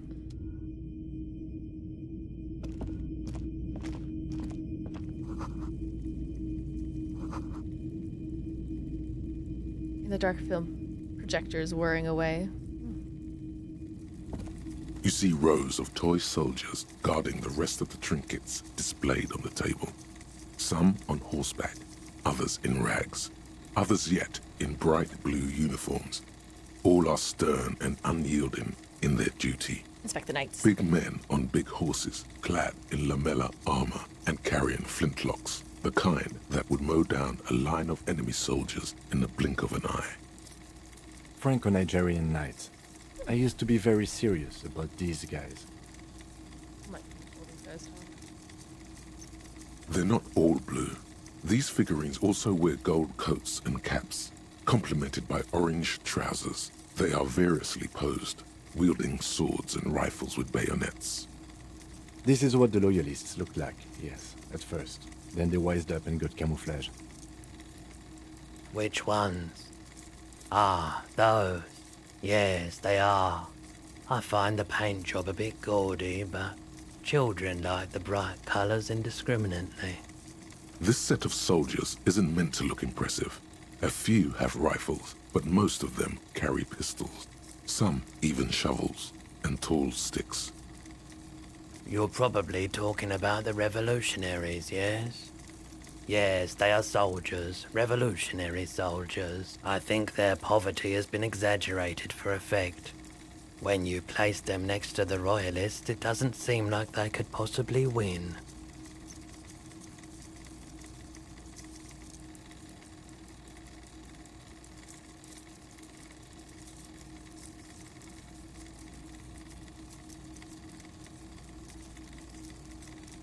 Maybe. Why? What's this? A headless man riding a horse? A headless man wearing futuristic tracksuit trousers that say found. Oh, that's the Headless Phone Rider. The Headless Phone Rider. It's an urban legend about a man who rides the streets of Revachol sporting a fawn tracksuit. As you see, he's missing his head. 50 cents. Bargain price. I'll throw in the tiny cap too. I think he's looking for it, or something. Did I mention that this figurine is supposed to be lucky? Always carry it with you. He grins. Hell yeah, I'm excited.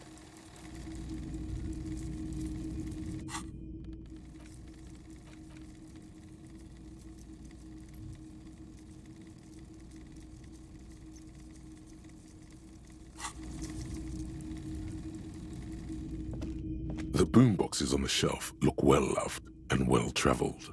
Chipped, dented, they stare at you with the unblinking eyes of their tape reels. One especially catches your eye. Deep gold and amber plastic with a big old handle on top. A classic boombox that says, Stereo 8.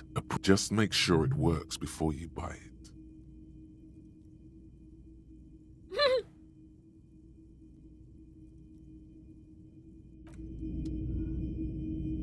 Here's the thing. I wanted to sell the shot put, but then I gave it to somebody else because I threw his in the water, so now I'm upset because now I don't have money.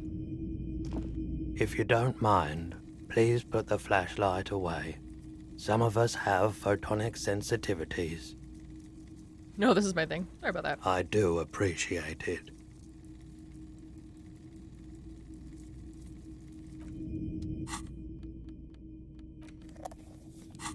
I'll be dead. It's not often that I see officers from the RCM in my pawn shop. Now the counter turns too What slowly. can I do for you?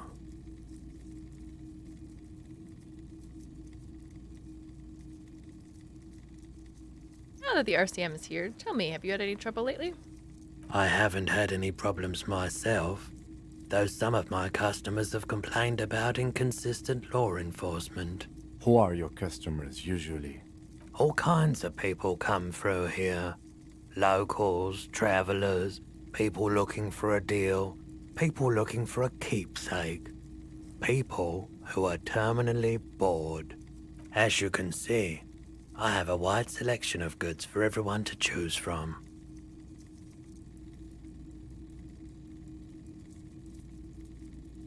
It keeps me entertained. His attention is drawn once more to the play of light and shadows on the wall behind you. He's well composed, but underneath it you sense psychedelic processes bubbling. Some kind of drug, maybe.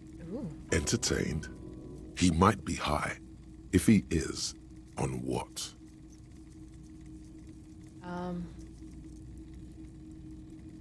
Is Roy high? And if yes, what is he on? Feeling warm and enthralled by the movement of light, while the mind continues to race forward.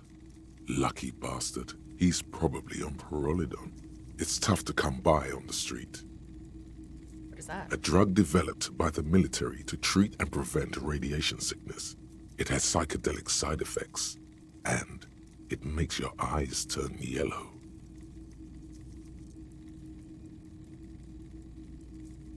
So where does a guy get that from these days? How would I know? Pretty obvious you're under the influence, sir. No, just curious. Probably did loads before I lost my memory. Chill out, man. I'm a chill, cop who wants some of what you're having. Wink. Rolodon is just something since the People's Power disaster. He coughs as if to mark his words. I was with the Emergency Relief Brigade. Had to take it for radiation sickness. He's taken it for mental and emotional, not physical pain these days. People's Pile? What's that? A bad idea. Some poor leftist built a particle decay generator in hopes of bringing affordable electricity to underserved communities. It malfunctioned. Radioactive waste everywhere. Probably some of it in you, too. Tell me more about this emergency relief brigade you were part of. We were an all-volunteer force. Self-organized. Tried to help the fire brigades contain the spill. He points at the white triangle on his orange safety jacket. On the patch, gamma radiation lines crossed with a red drop of blood. I lived by the river since I was a small boy. The Esperance. Didn't have the art to let it all go to shit without trying to do something to help out. There wasn't much the volunteer force could do, however. We wasted years in the river mud. Years getting sick. He looks at this firing light and stops. Must have been tough, radioactive cleanup. There's a reason why everyone's tried to forget any of it ever happened. And why no one has tried to repair or replace the pile. He hesitates. So much disappointment. And early deaths. Cancer mostly. And we knew all that was coming even as we were cleaning up as best we could. Whose fault was it that the generator failed? No one's. Everyone's. He sighs and shakes his head. A bunch of poor people built themselves a primitive nuclear reactor, hoping for the best. What do you think is going to happen? How did you end up running a pawn shop? The cleanup happened 15 years ago. I was young then. Later, my second aunt died. Left me this shack and all the assorted junk in it. So I came to Martinez. People told me don't go there. It's a shithole. I said, people, we just had a nuclear pile meltdown. I'm gonna get as far away from Forburg as I can. Still in the same city, but... He shrugs. Thank you for telling me. I like the theory more than the story. Outward movement, not vortices. Yeah, you gotta get in on those vortices, my man. Care to share with me? Have you tried it before? The lieutenant steps away, pretending to admire some of the knickknacks on display. Looks like he doesn't want to get involved. I think I've tried it once and liked it. Here you go, man. He presses a large cap-shaped object on the palm of his hand. Very odd looking. Yes, darling.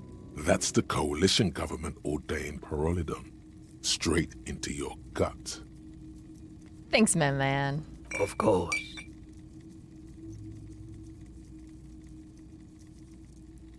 There's something I like to sell. Let me have a look. I'll check my pockets. Anything else you're thinking of selling?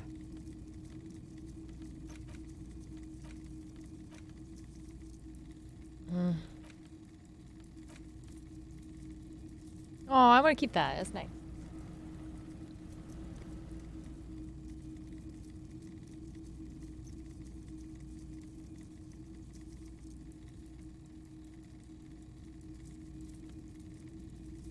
I don't know if that's even worth pawning. This is somebody else's photo. I probably shouldn't pawn it, but I am.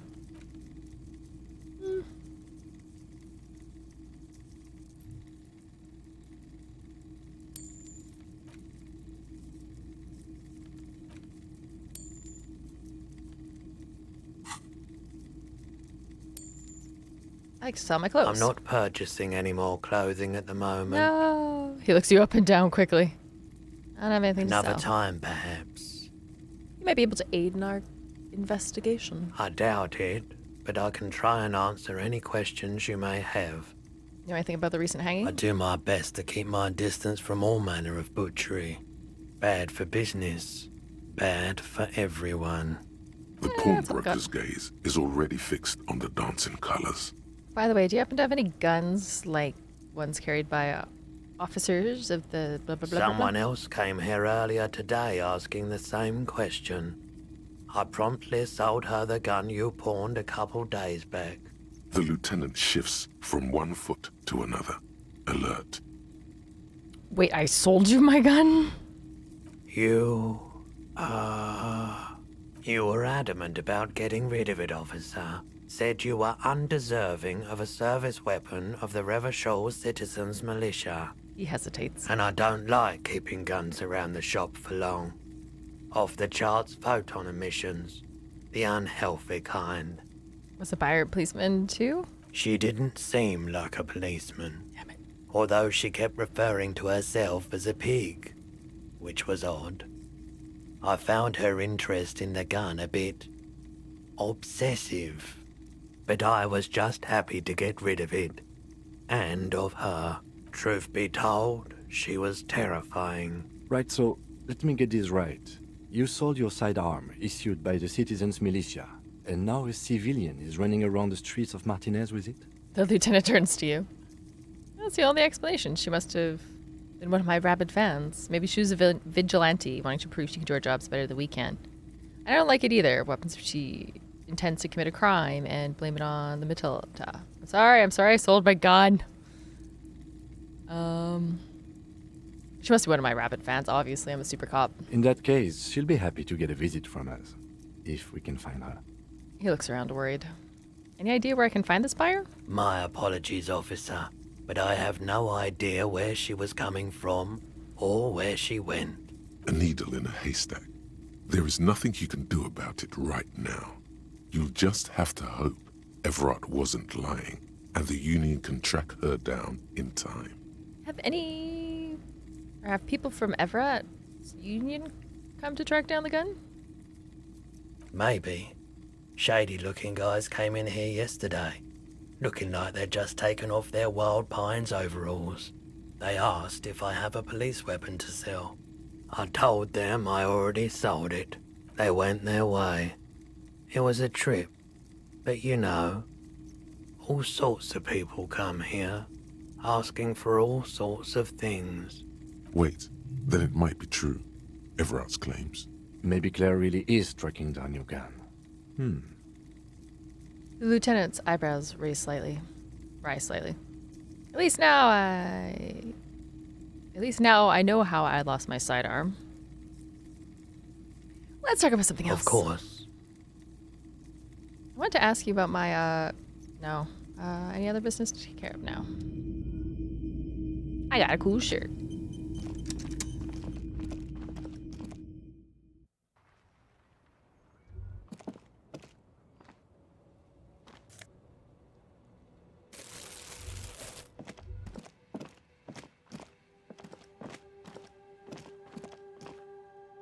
A crumpled the sign billboard.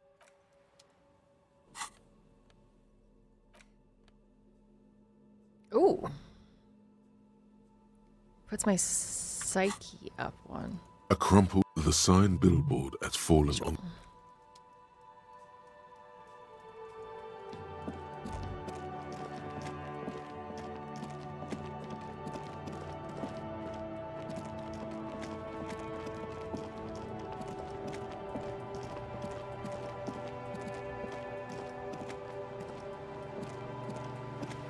So I guess things change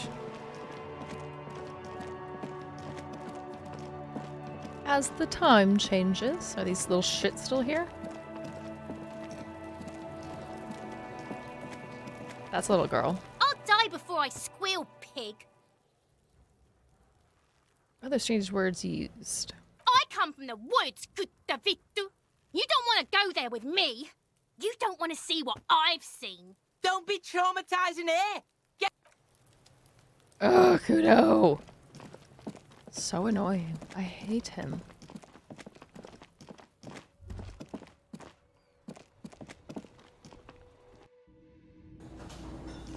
Oh my god, what is this? Hell yeah. It's so busy and bustling.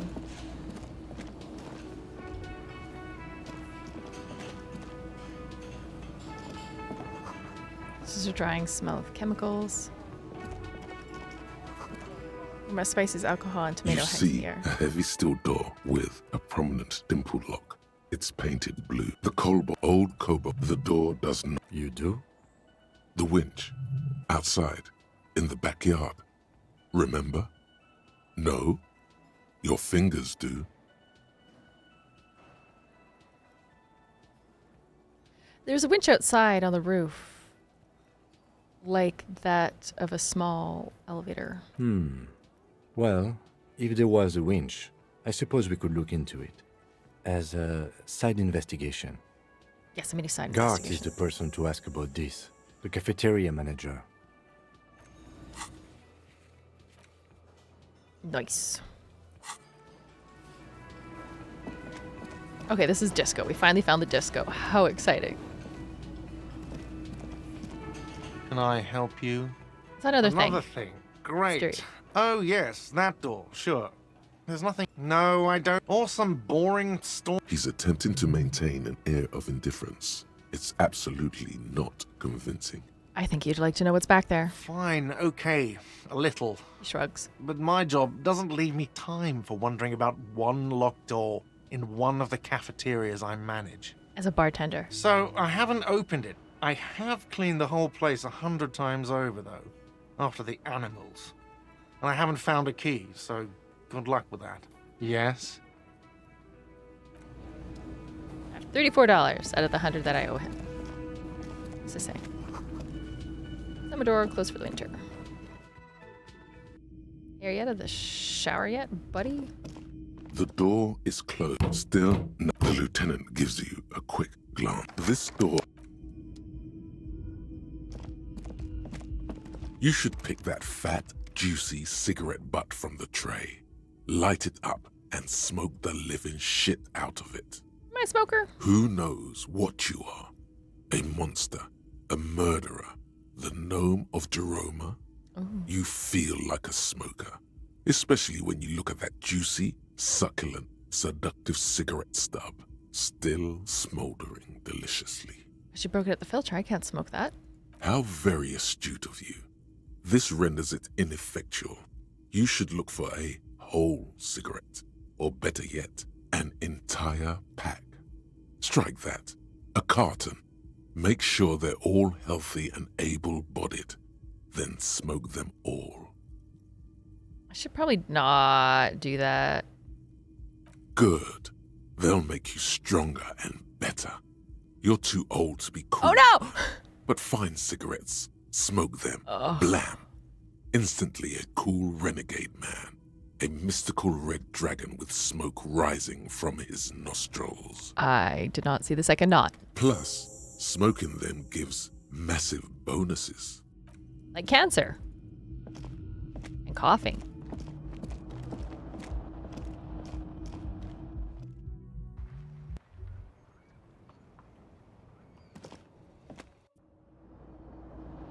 And wheezing and an inability to really do anything. Damn it. Locks me out of my established place.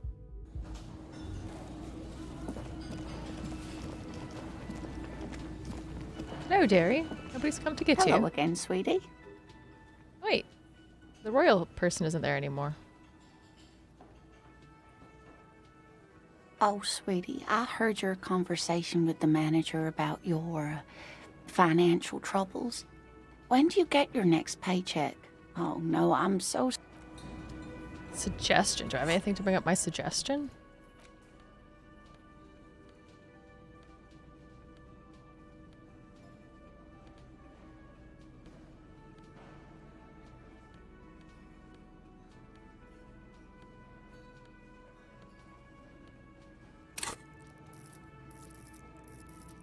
Authority -1. It's not great.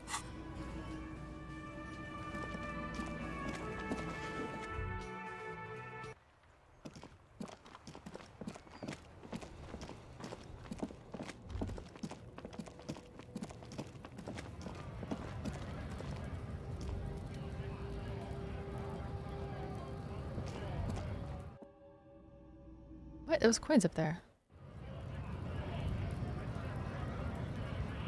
How do I get up there?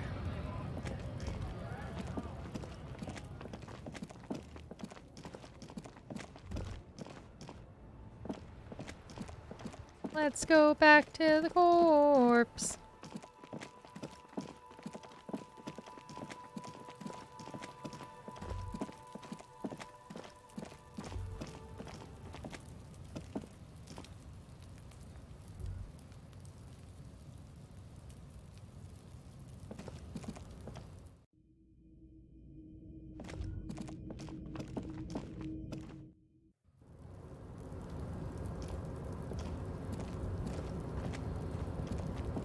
Not running, being careful.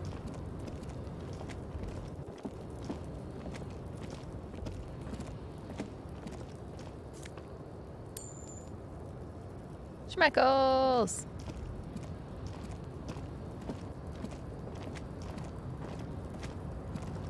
How do I get back there?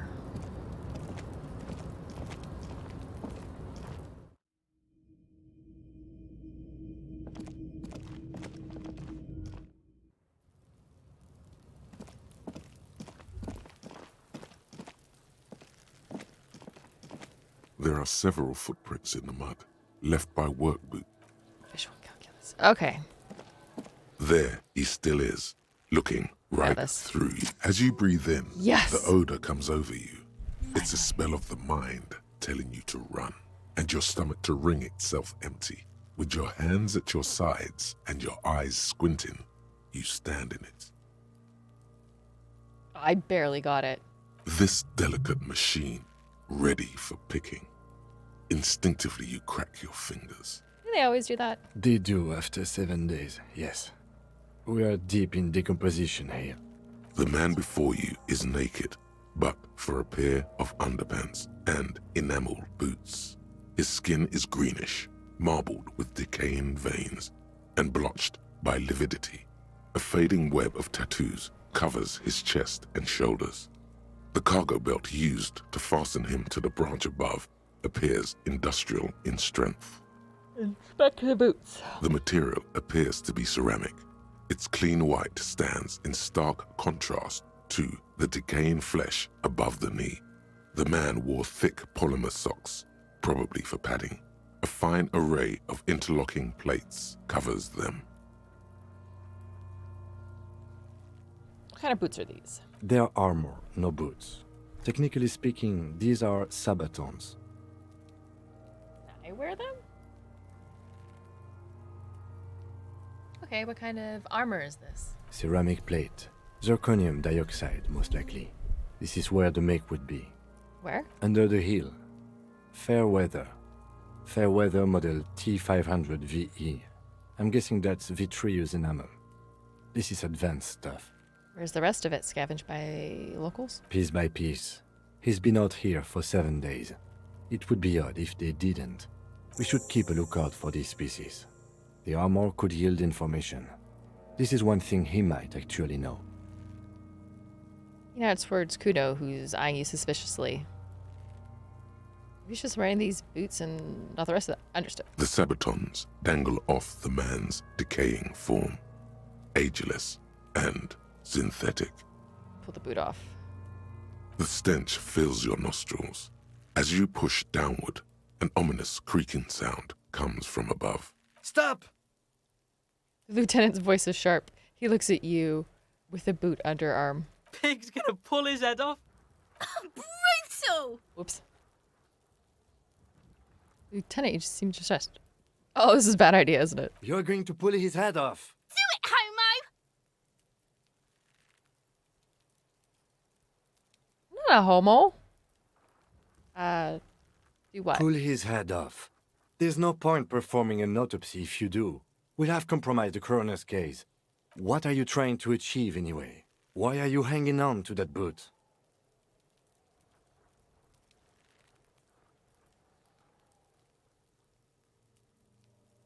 Look here. I'm sorry, I didn't even know what to take them off. I should try. Boots would go super well with my bell-bottom pants, duh. You do understand the boots are steeped in cadaverine odor, don't you? So are my pants. You have a point there, detective. You have a point. But The lieutenant taps on the boot. there's no way you're getting them off. All the organic matter in his body has been flowing down into the boots. They are fused to his feet now. Why do you think the locals haven't scavenged them yet? You're sure there's a way to peel them off, but first the body needs to be down. And second, it would probably be better if the lieutenant wasn't around. But he's gonna notice if we just come to work wearing the boots. Sounds like a plan.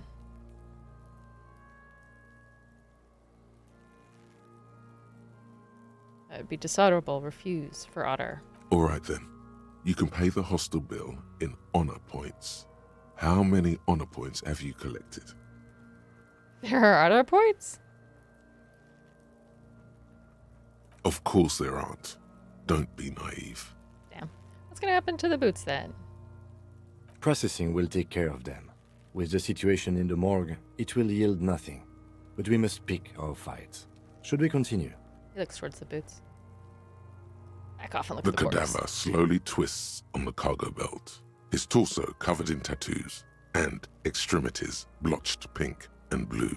Inspect the belt. The hangman's knot is pulled tight by the weight of the corpse below. Yellow, hard-edged polyester cuts into his neck. Above, a sliding buckle ties the belt to the branch. Industrial strength. The kind used for tying cargo to lorries. Like in the Harpo? Yes, it looks like they use whatever was on hand, paying no attention to not incriminating themselves. We're assuming this is the dock workers from the harbor. Did it? I'm still approaching this as a lynching, yes.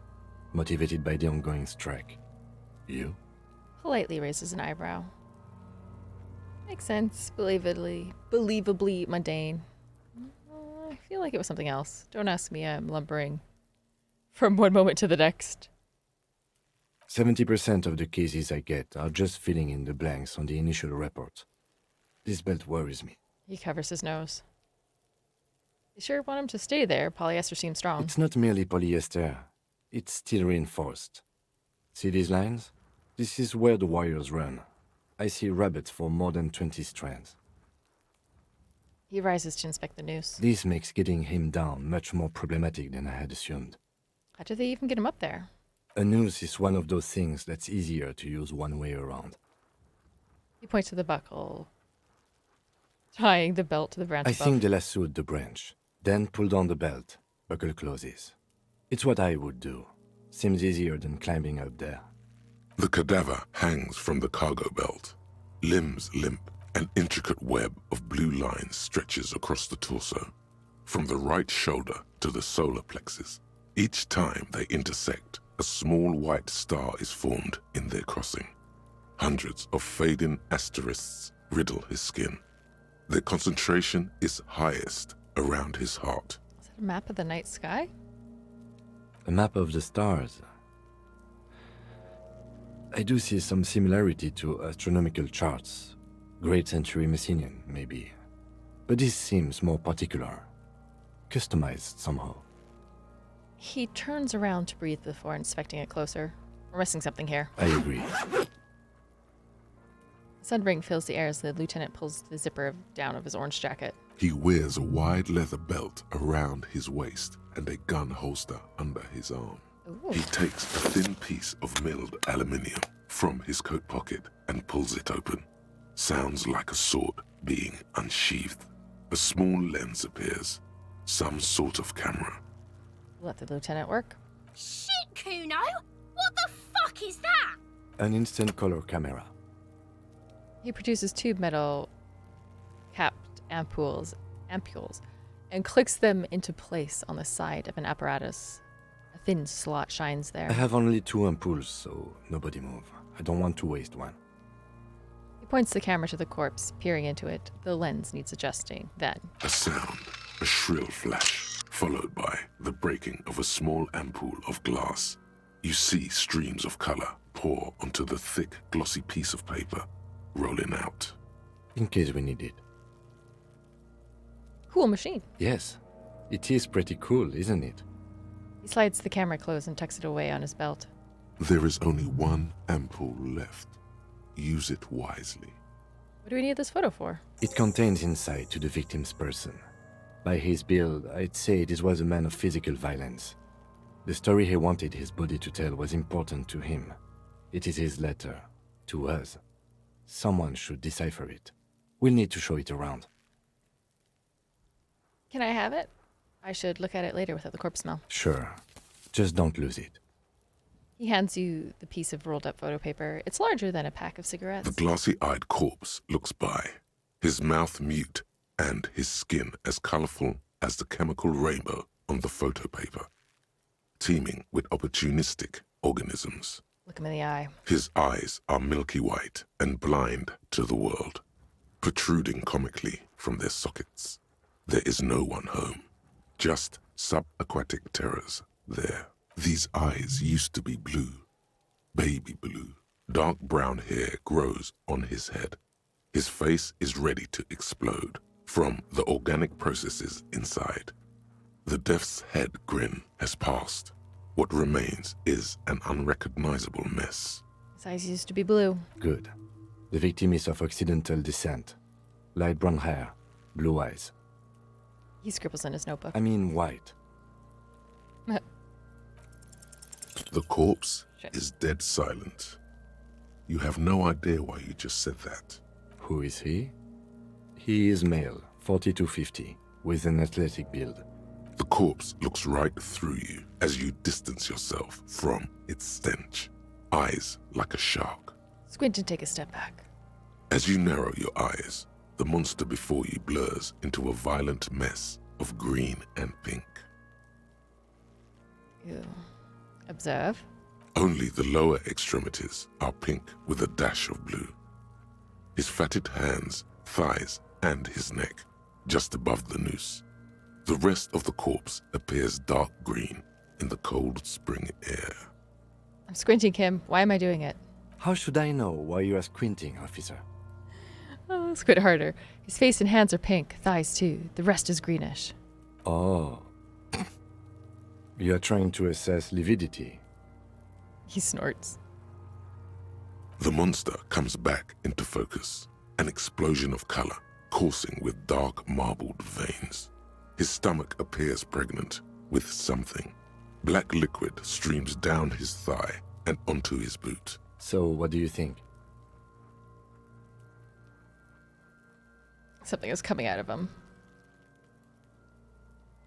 A pool of blood and feces has eaten into the frozen mud below the man's feet. Purge liquid is dripping into it, drop by drop. The victim appears to have contained no more than half a kilogram of digestion at the time of death. The fuck he's saying? Talking about shit. Goddamn, all right. Maybe went to the toilet sometime before death. Maybe. He's beaten up. See the bruises? I do. Most of them are post-mortem. Maybe even all of them. The delinquents have made our jobs harder with their little sport. Stop talking in riddles, coin slot. He means you fucked him up good, Kuno. Fucked him up brutal like. The girl yells. I think he's dead. I agree. Totally dead. Dead. Dabba-doob-doob dead. He says without a hint of melody. Not one muscle in his face moves. I love him. I don't know what to think. What do you think? I think he was upright immediately after death. Blood has gathered in his hands and feet, and his neck. He points to his flattened chin. The noose acted like a tourniquet, keeping the blood in his head. The hypostasis here is in tune with the hanging. That's what I think.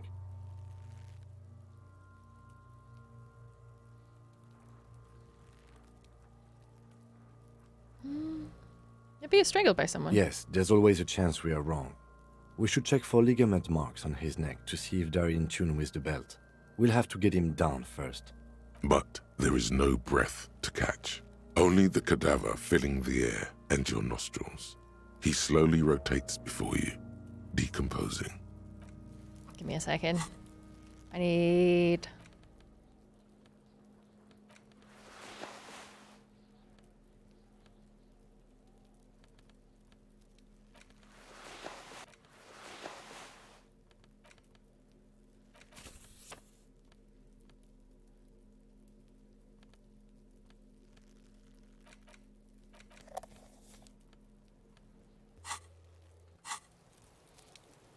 The man before you is naked, but for a pair of underpants and white boots. His skin is marbled with decaying veins and blotched by lividity. On his chest, a fading web of tattoos. The cargo belt used to hang him from the tree looks reinforced.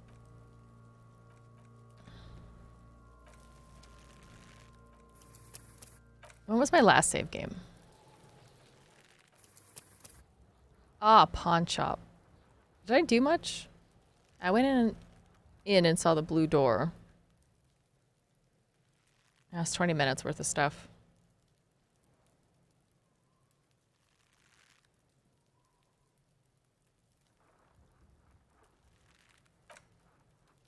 Let's just try quickly and see if we can get that.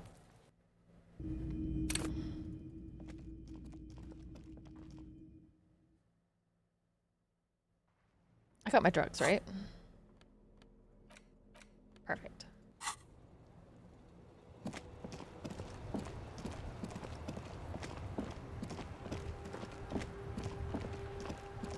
Ooh, you can really zoom out here.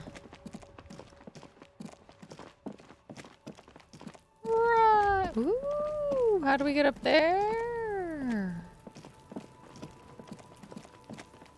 There he still is. Let's do it. Looking as you breathe in this delicate machine. They do. The man before you is naked, but for a pair of underpants and enamel. Shit. Wait, hold on.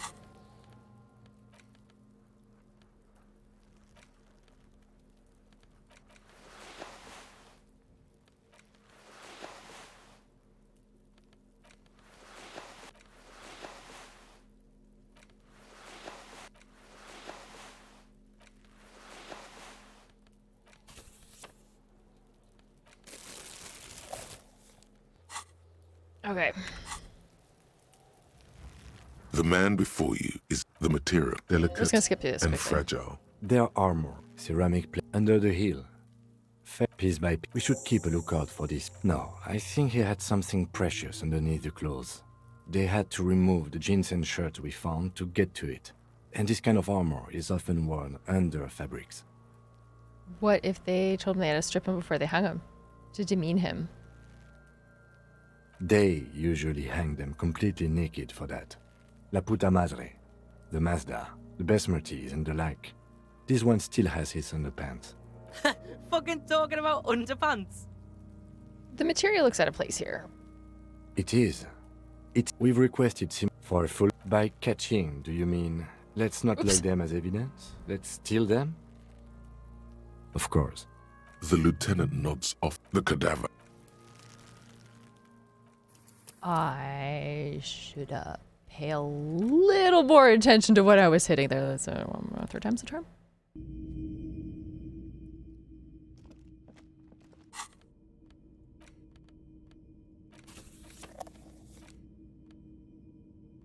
I don't know what Half-Life is.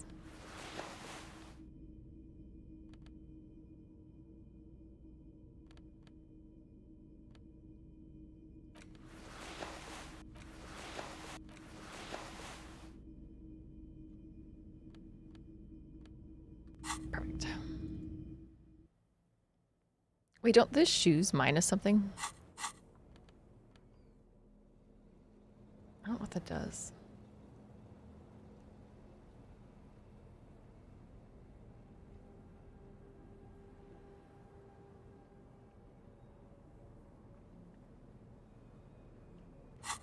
Okay, I think we're okay. Third time's the charm, isn't it?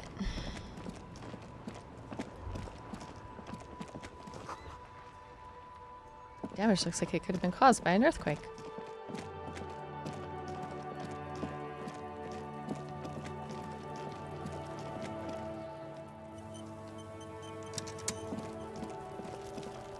There he still is, looking right as you breathe this delicate.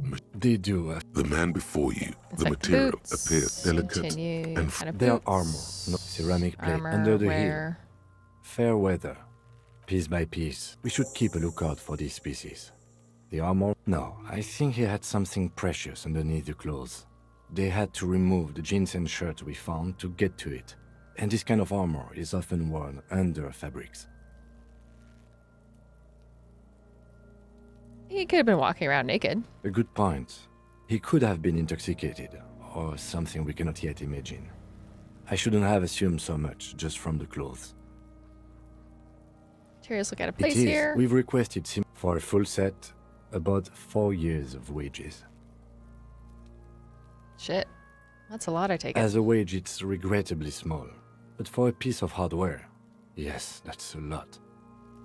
How could this man afford such expensive hardware? That's for us to find out. Mr. Gart implied he was security personnel for the harbor company. This confirms my own assumptions. Initial report? Just something I scraped together from my station. An area report on Martinez. I'm sure you did the same. These look pretty advanced for a security guard. I agree. This equipment is way beyond what a guard can afford. Back The off. cadaver slowly. The hangman's not. Industrial strength. The kind used for tying cargo to lorries. And I can't come up with anything other than a harbor. Yes, it looks like they use whatever was on hand, paying no attention to not incriminating themselves. I'm still approaching this as a lynching, yes. Motivated by the ongoing strike. I'm just lumbering. We all are. This belt worries me. It's not merely this makes getting him down much more a noose is I think they lassoed the bread. The cadaver hang. An intricate web of blue lines stretches across the torso. National From pattern? Of no nation that I know of. If anything, it reminds me of religious illumination, last or penultimate century. Men who live harsh lives often turn to innocentic worship. But which one? I see no trace of a humanoid figure. We're missing something agree. here. He wears a. He takes a thin piece. An instant color camera. I have only 2 ampoules, so nobody move. I don't want to waste one. A sound, a shrill flash, followed by the breaking of a small. In case we need it. Cool Yes. machine. It is pretty cool, isn't it? There is only one It contains insight to the victim's person. Here, have it? a souvenir. The glassy-eyed corpse looks by, his mouth mute and his skin as colorful as the chemical rainbow on the photo paper. Oh, I say nothing. Here, a teeming souvenir. with He hands you the piece of rolled opportunistic up photo paper. organisms. A pack. It's no larger than a pack of cigarettes. Don't lose it. Okay, here it comes. We're gonna do it this time. What are you gonna do? I'm gonna save it because I made good choices. I think we're nailing this. We look like a The cool man cop. before you, Look him in the his eye. eyes are these eyes, dark brown hair. Good. The victim is of occidental white. We got this. Tell me who you are, dead man. I'm gone. Oh. Where have you... I can see you're gone, but who are you? I'm a joke. Look at me. There's nothing funny about you. You are now, but what were you when you were alive? A killer. A motherfucker. And a killer. I have another question for you. Go ahead, Coppo. I hate you, you stink and you're boring. What is happening? What do you mean? Talking to you. It's the power of your Black frothy liquid starts bubbling on his lips. imagination. Go ahead. Ask me more questions. You fucking love questions. I do. Where have you gone? Into the wild pale yonder. Where's that? In the past. Way out in the west. Why do I love questions so much? Because you're a copperoonie. Look at all of them go. Do you want more questions? Give me a comical amount of questions. Coming right up, copperoonie Rooney. This is getting upbeat now. Is my name Rooney? Fuck no. You're no Rooney. I do strike myself as a Rooney. Of course not. My name is Raphael Ambrosa Costa. Listen to yourself. You're not a Raphael anything. Oh. You're probably just Harry or something. That's right. Harry. I feel like I've been getting a lot of Harry lately. You might be onto something there. Why do you feel like I've forgotten something terrible? Because you have. Who killed you? Love did me in, Brother Copo. It was love all along. Can you ask me a question? Sure, Lobo. I can ask you a question. Why are you doing this? What? Looking at my face, motionless. Looking into my eyes. Standing here. Why are you investigating my murder? Because you told me to, not towards Kim. You're a lying sack of shit, Copo. You're doing this because there is nothing else to do. Everything else is over. It's just me now. I hate you. You stink and you're boring. Do I remind you of someone? A deep sea creature, I guess? Myself, bathroom mirror, or baby affected with Harlequin.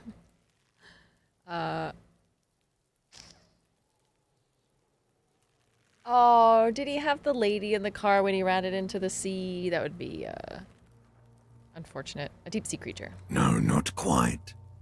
Be fair now. A baby affected with that? You sure I got out of that one? Coppellini. Do I remind you of something? myself. There you go. Look at that bright kid. We're birds of a feather, you and I. Soon you will be just like me. Just keep drinking and having a good time. It's a matter of weeks. Yay! Feeling nausea, vomiting, tenderness or pain around the liver area, tiny red lines on the skin above waist level, more like days, Coppo. The clock is ticking. Your liver tells you so. Rude. Enough. Come back later, Coppo. Amuse yourself with my frank manners and my memento mori features. If possible, also, see me in your dreams.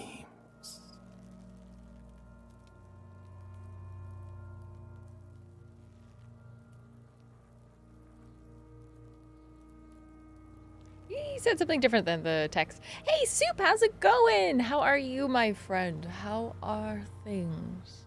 It's going to take a step back. As you narrow only the lower extreme, How should Why am I I know squinting? why you are squinting? Oh.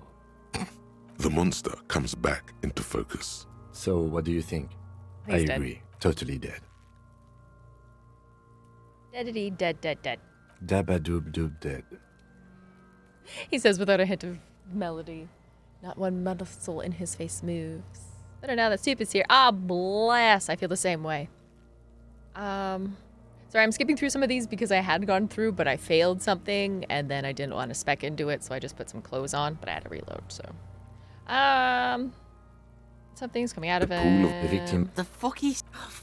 Talking about shit. We got lucky. Did we? I don't feel lucky. I think he was upright. The noose acted like a tourniquet, keeping the blood in his head. The hypostasis here is in tune with the hanging. That's what I think. Could it still be he was moved here after death? There's always a chance. We should check for ligament marks on his neck to see if they're in tune with the belt. We'll have to get him down first. He's beaten up. See the bruises? I do. Stop. He means you fucked him up. But there is no breath to catch. Only the cadaver filling the air and your nostrils. He slowly rotates before you, decomposing. So, how do we get him down? Are you sure we finished the preliminary examination of the cadaver? We might miss some of these things once he's done. He stops to think, then checks his notes. Let's have another. The cadaver slowly twists on the cargo belt. Of course. You have questions. Come back later. The material delicate and fragile. The cadaver, the hangman. Industrial strength. Yes, it looks... The cadaver hangs from the car. An intricate web of blue lines stretches across the torso. If you want to re-examine the tattoos, looking at the... We're done. The steel-reinforced belt presents a unique challenge. I brought chain cutters, but I don't see a good angle of approach to the belt. The cadaver is a good 1.2 meters up. Neither one of us can reach the belt without assistance. And even if we do, there's the question of cutting it. I'm probably gonna climb up tree, and that's An not gonna end well. acrobatic maneuver would solve this situation. Nothing can go wrong with a good maneuver. If you bring your motor carriage over, cut the belt from the roof. We should saw the branch. Seems like a lot of hassle. Let's not do it. After we can shoot him down. Oh my goodness. So we could ask for help from the harbor. I might have an idea of this. Let's take another look at him. He can ask for help from the harbor. I was really hoping we wouldn't. The Union appeared to be suspect in this case. It seems like a dangerous route to go down. Yeah, wait, let's But reconsider. what other options? The corpse twists on the belt like chicken on a skewer.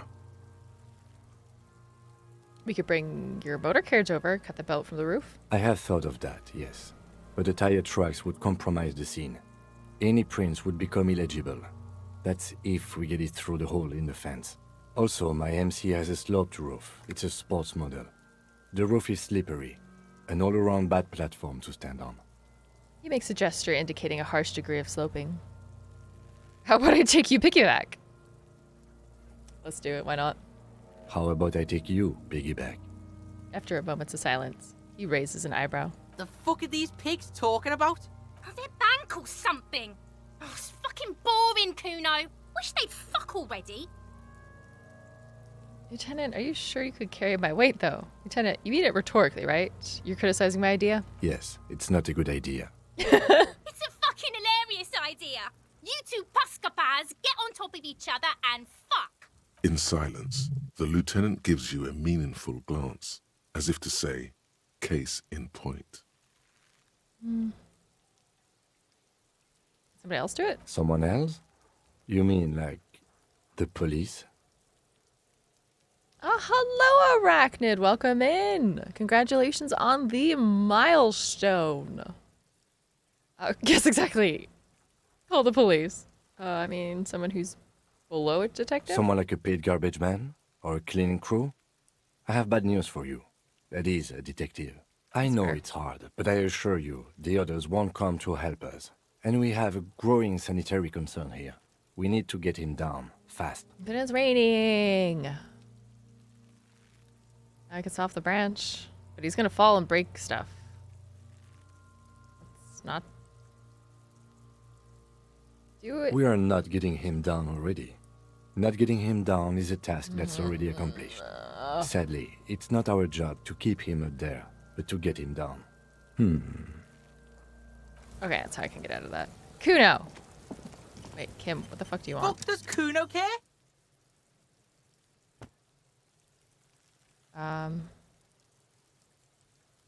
Kuno doesn't. Oh, something to do with his clothing, I think. Kim, The hold on. man before you is the material, delicate. Their armor, ceramic plate under the heel. Fair weather. Fair weather model T500 VE. Knock on the boot. A small bell-like sound fills the air, like tapping on the side of a porcelain cup. Sounds It's fragile. anything but. This material is a kinetic redistributor. It spreads kinetic energy horizontally, from plate to plate, dissipating it entirely. See? He points to the boots. Also, how are you today? How are things? Faint, organic lines cover the plates where they separate into smaller ones. These plates then divide into smaller plates until there are hundreds of them. Piece by piece, we should keep a lookout for these species. The armor could yield... The sabatons Okay, I'm dangle gonna pull off the boot. them. The stench fills your nostrils. As you Stop! Pigs. Brutal! Oh, this is a bad idea, isn't it? You're going to pull his head off. Do it, homo! I'm gonna pull his head off, right? Yes, that's what I said. You'll compromise the coroner's case if you do. So please, don't. What are you trying to achieve anyway? Why are you hanging on to that boot? Because they'd go super well with my bell-bottom pants. You do understand the boots are steeped in cadaverine odor, don't you? So are my pants. You have a point there, detective. You have a point. But Lieutenant taps on the boot. there's no way you're getting them off. All the organic matter... You're sure there's a way to peel them off. But first, the body needs to be down. And second, it would probably be better if the lieutenant wasn't around. Dishonorable. All right then. You could... Of course there aren't. Don't be naive. Processing will take care of them. With the situation in the morgue, it will yield nothing. But we must pick our fights. Should we continue? The cadaver slowly twists on the cargo belt, his torso covered in tattoos, and extremities blotched pink and blue. I thought at some point I could ask Kuno something. We should think about calling it a day, maybe. The nights are still miserably cold this time of year. I haven't paid the cafeteria manager for We damages should yet. take care of that then. I don't have the money. Let's talk to him anyway. An officer of the RCM shouldn't be sleeping in the street. We'll figure something out. Have I told you I loved you recently?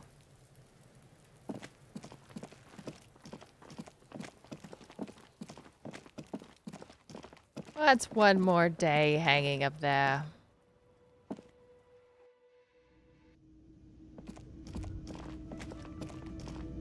Okay, I do need to quickly come back here.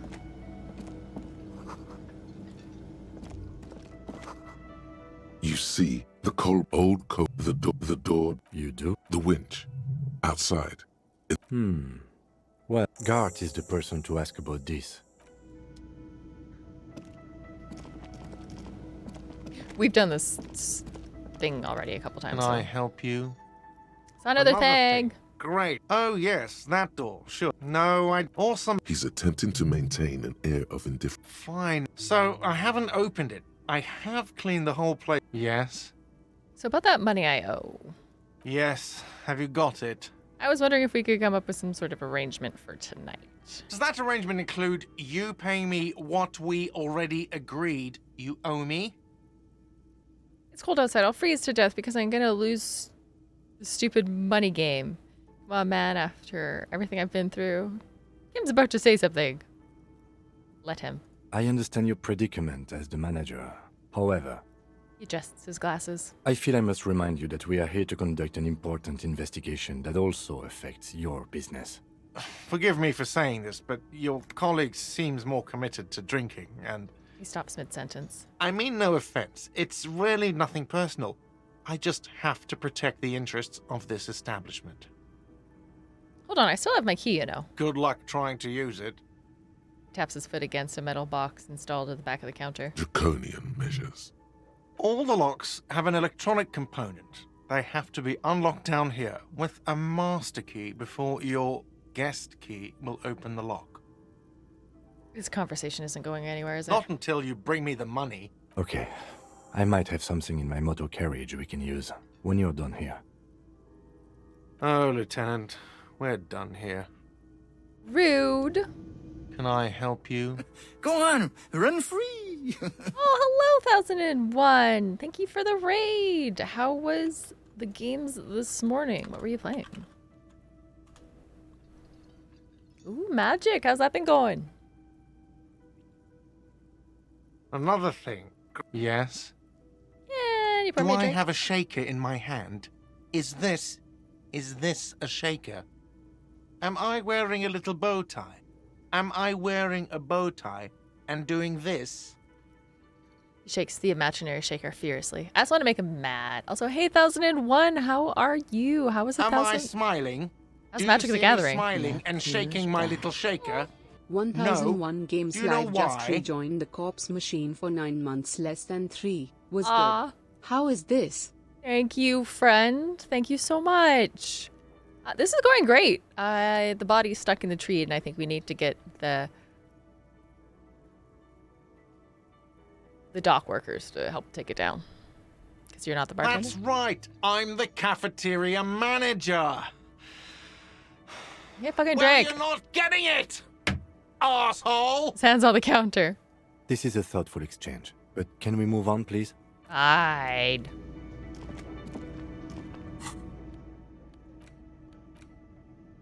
An intricate web of blue lines stretches across the torso of the hanged man, from the right shoulder to the solar plexus. Each time the lines intersect, a small white star is formed in their crossing. Hundreds of fading asterisks riddle his skin. Their concentration is highest around his heart.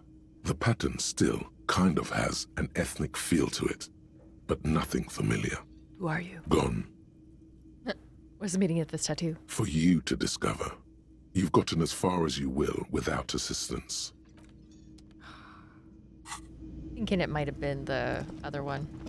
Alright, Cam, let's see what we have in your car.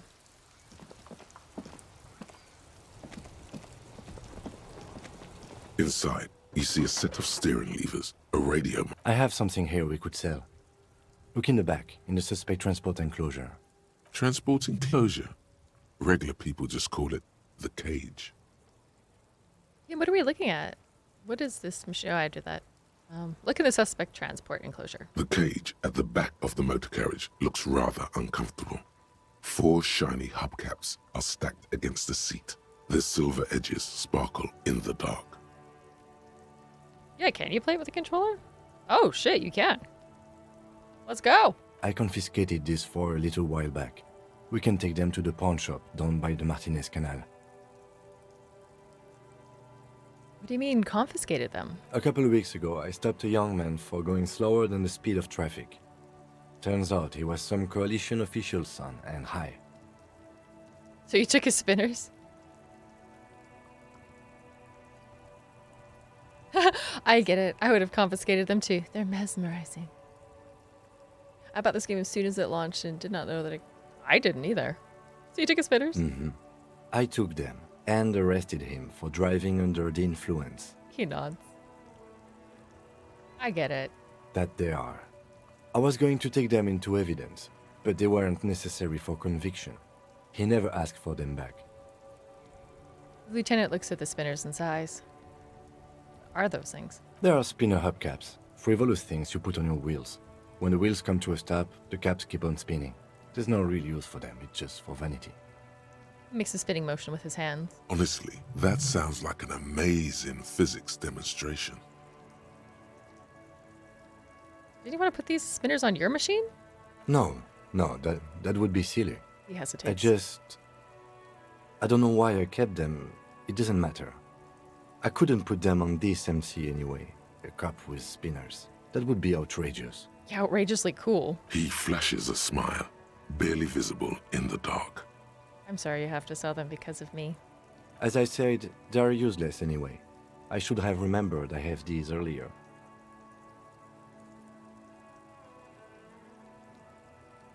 Oh, I kind of don't want to. But I appreciate your help. Take the spinners. The lieutenant nods as you take the spinners. Oh, congratulations on the milestone 1001. You guys are awesome. Thank you so much for the support. I appreciate all of your faces. You auto run? Okay.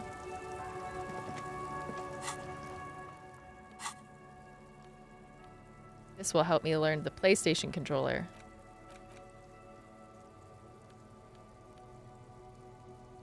$200? Damn, Cam. Anyway, Iron and I were trying to play a Mortal Kombat game, and I was struggling. Oh, is it closed? Oh, I just don't know how to click on it. Oh yeah, not everything's working 100% because I am not on my computer. PlayStation controllers for $200? Yep, seems about right. That's for the pre-busted ones, right? Hey, big spender over here. There we go. This is definitely better on a mouse. The flashlight, please. Yeah, that's right, the flashlight. I forgot. Hello. Hello. Let me know if I can help you with anything. Something I'd like to Yes, we'd like to sell these hubcaps.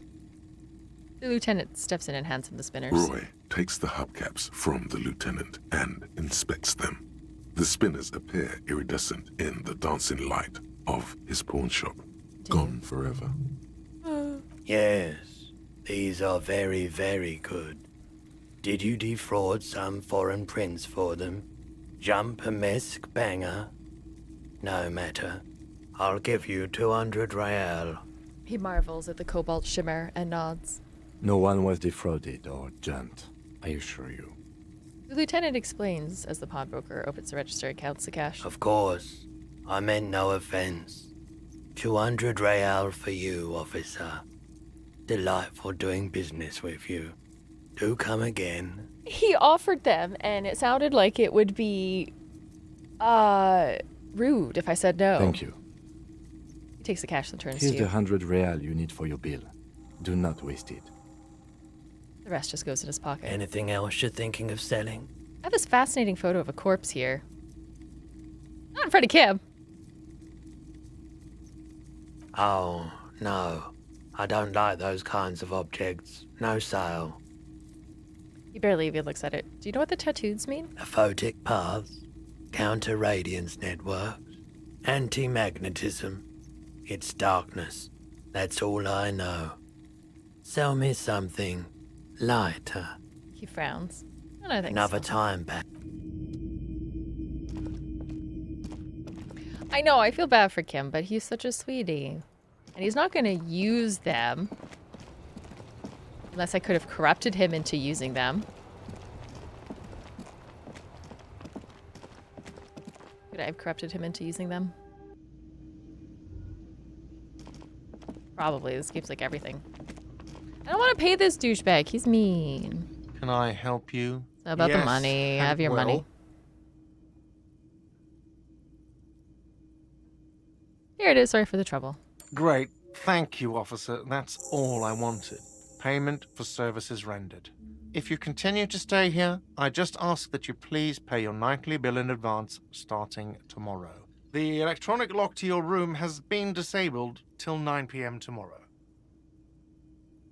He takes his keychain and fiddles with the mechanism behind the counter. Please pay for each night in advance starting tomorrow. 20 real per night. I'll take a room here too. He opens his wallet. Of course. Always happy to have officers from the RCM as guests. Anything else I can do for you?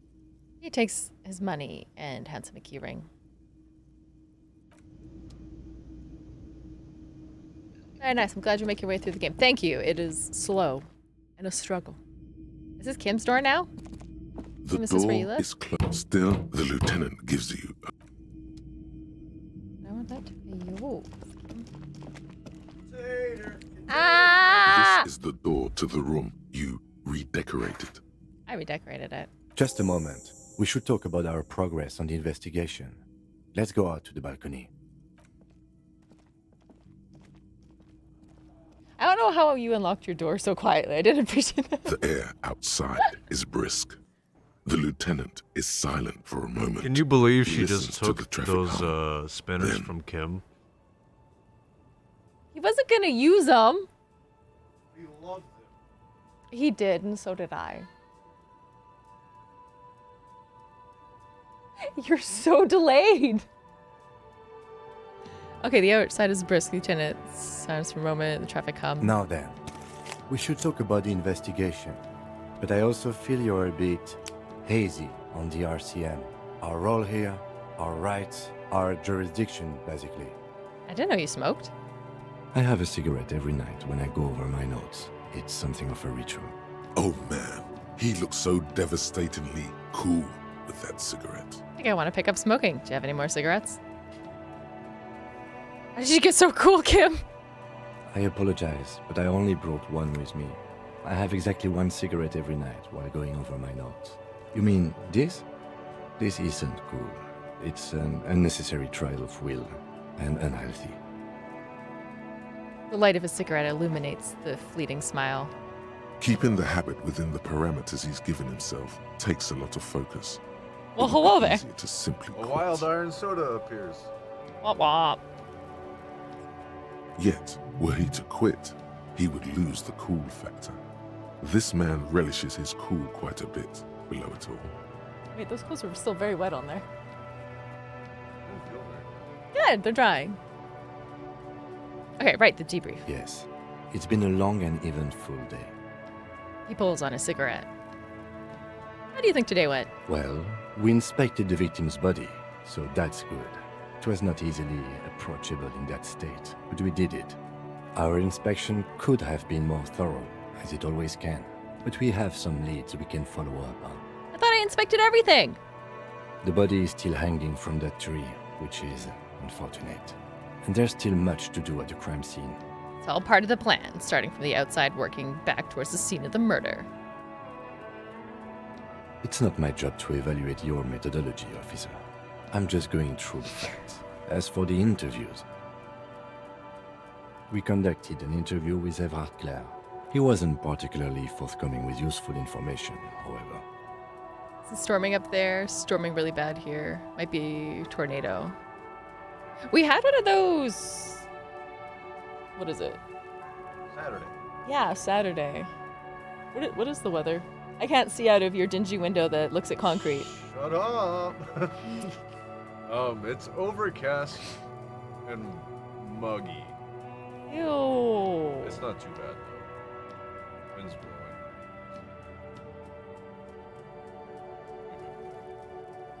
Hot or cold? It's warm, but it's not super hot. Maybe I'll poke outside before I decide on what I'm gonna wear. Yeah. I'm sure I could get us to tell us more. He's a tough cookie, that one. I'm a little intimidated by him. Honestly, he has stuff on me. Well, we will have to work through that. He frowns. Claire also helped you, how should I say, remember your name? That's a relief.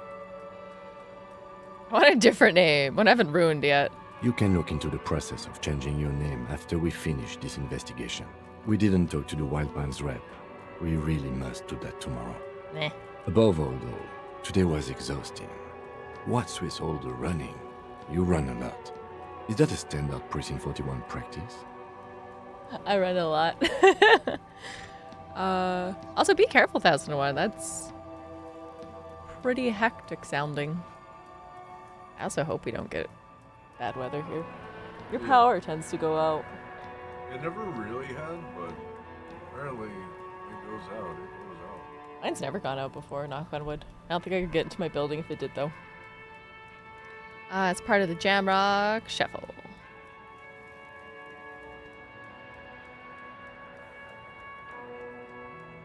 I don't know why I do the things I do. It's impressive, especially for a man your age. Rude. And in those hills. You know, it's thoughtfully tapping his finger on a cigarette. Nice shoes, by the way. I like the green. Goes with the orange. He looks at your snakeskin shoes and smiles suddenly. So what are our RCM power? What are our powers exactly, the RCM? They're quite limited, actually. The power officers of the Revachol Citizens Militia exercise most frequently is imposing fines of up to 1,000 real for offenses, in accordance with an interdepartmental schedule. Will that be an easy power to abuse? Yes, although indirectly, as citizens can always request records from their local station. Officers of the RCM have been known to take bribes of less than the prescribed fine amount. It undermines trust in the RCM. He frowns. What else? We can arrest people, of course, but rather than bringing someone in directly, it's preferable to serve a station call slip. It prevents confusion and overcrowding. How can you be sure the arrestee will show up? You can't. Those who don't show up become fugitives, though, and have fewer legal rights when they are eventually caught. It's about power projection. Thus far, they seem to mostly show up. I see, and if someone resists? As you may have gathered from the fact that we are expected to carry a record of our kills, like the one in your watermarks, we are permitted to use whatever force is necessary, and strongly admonished not to abuse that power. What happens to the people we convict? We don't convict. We arrest and send them to coalition government courts in Couron and La Delta. The prosecution works off our testimonies and records, which is why it's paramount to keep them. He taps on his coat pocket, where he keeps his notes. What if I kill someone while on duty? You have to supply compelling evidence for why it was necessary to use lethal force. In these cases, your partner is usually your witness. Get ready to witness a lot. I'm gonna shoot that kid in the face. Not a good position to be in, by the way. Internal Affairs handles these cases thoroughly, by cross-examining you for inconsistencies. It is hard to cover for anyone, which is for the best. And who makes the rules? The coalition government, and the moral intern more broadly. The RCM was formed by the coalition government to restore order in the international zone after the revolution. So we did. Now we attempt to maintain that order. No more, no less.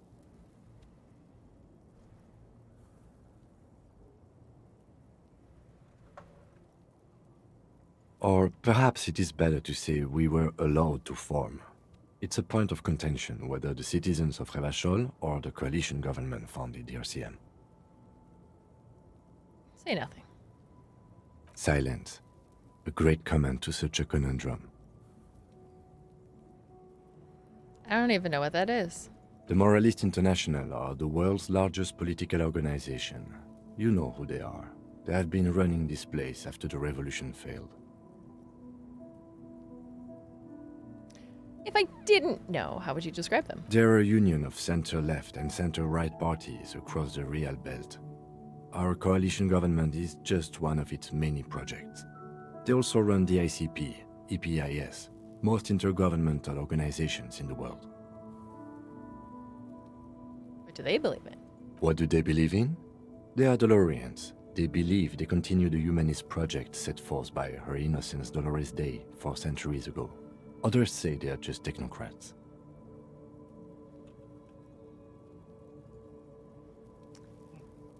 What is their symbol? Interesting question. It's a blue forget-me-not. Their motto is love, compassion, self-discipline. I think you can gauge what they want you to think of them from that.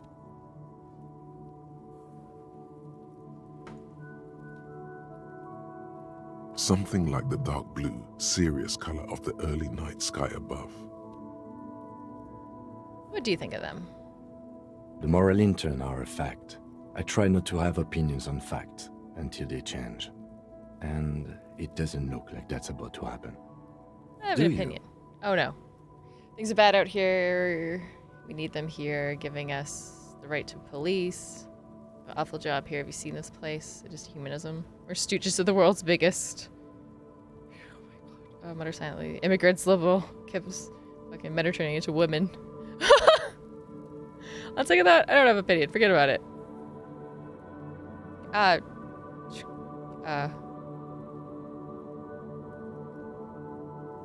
don't understand what's happening. My kind of police officer. He nods, a light smile, and looks at the roundabout. Say nothing, look into the sky night. The dying lights of the city shimmer below. Slowly, like luminous clouds, they pass on his lenses. The lieutenant looks at his slim cigarette, contemplating the next drag. What you doing?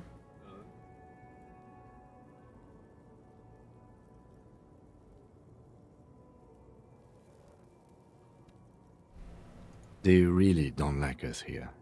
And the mouth on that kid, Kuno. Oh my god. It's different inland, in Jamrock and the GRIH. He pulls on the cigarette. Why are they like this? It's our fault for leaving this place to the dogs, to the union, to the company. Not daring to come here more often. This place has fallen between the cracks, the jurisdictions of our two precincts. The Jamrock and the blah blah blah. We run this city. West of the river is RCM land. He looks at the dark silhouette of the equestrian monument cutting into the night sky. It's incredibly hard. Human beings are... But we are in control, and it's worth it. The organization works. Our systems work. If they didn't, the city would disintegrate. He shakes his head. Hope our investigation will help improve the situation here. At least do some good.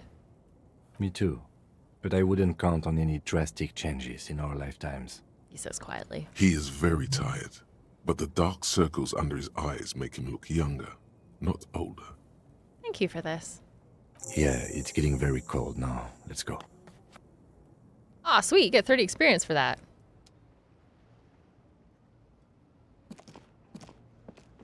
Boop. All right, we are going to save and then call it... Well, I was going to say at night, but it's a day here. Let's go say hi to Zinc. Thanks, everybody, for hanging out. I'm going to go do some exploring in the city, baby. And I might be on tomorrow. I don't know. We'll see if I sleep.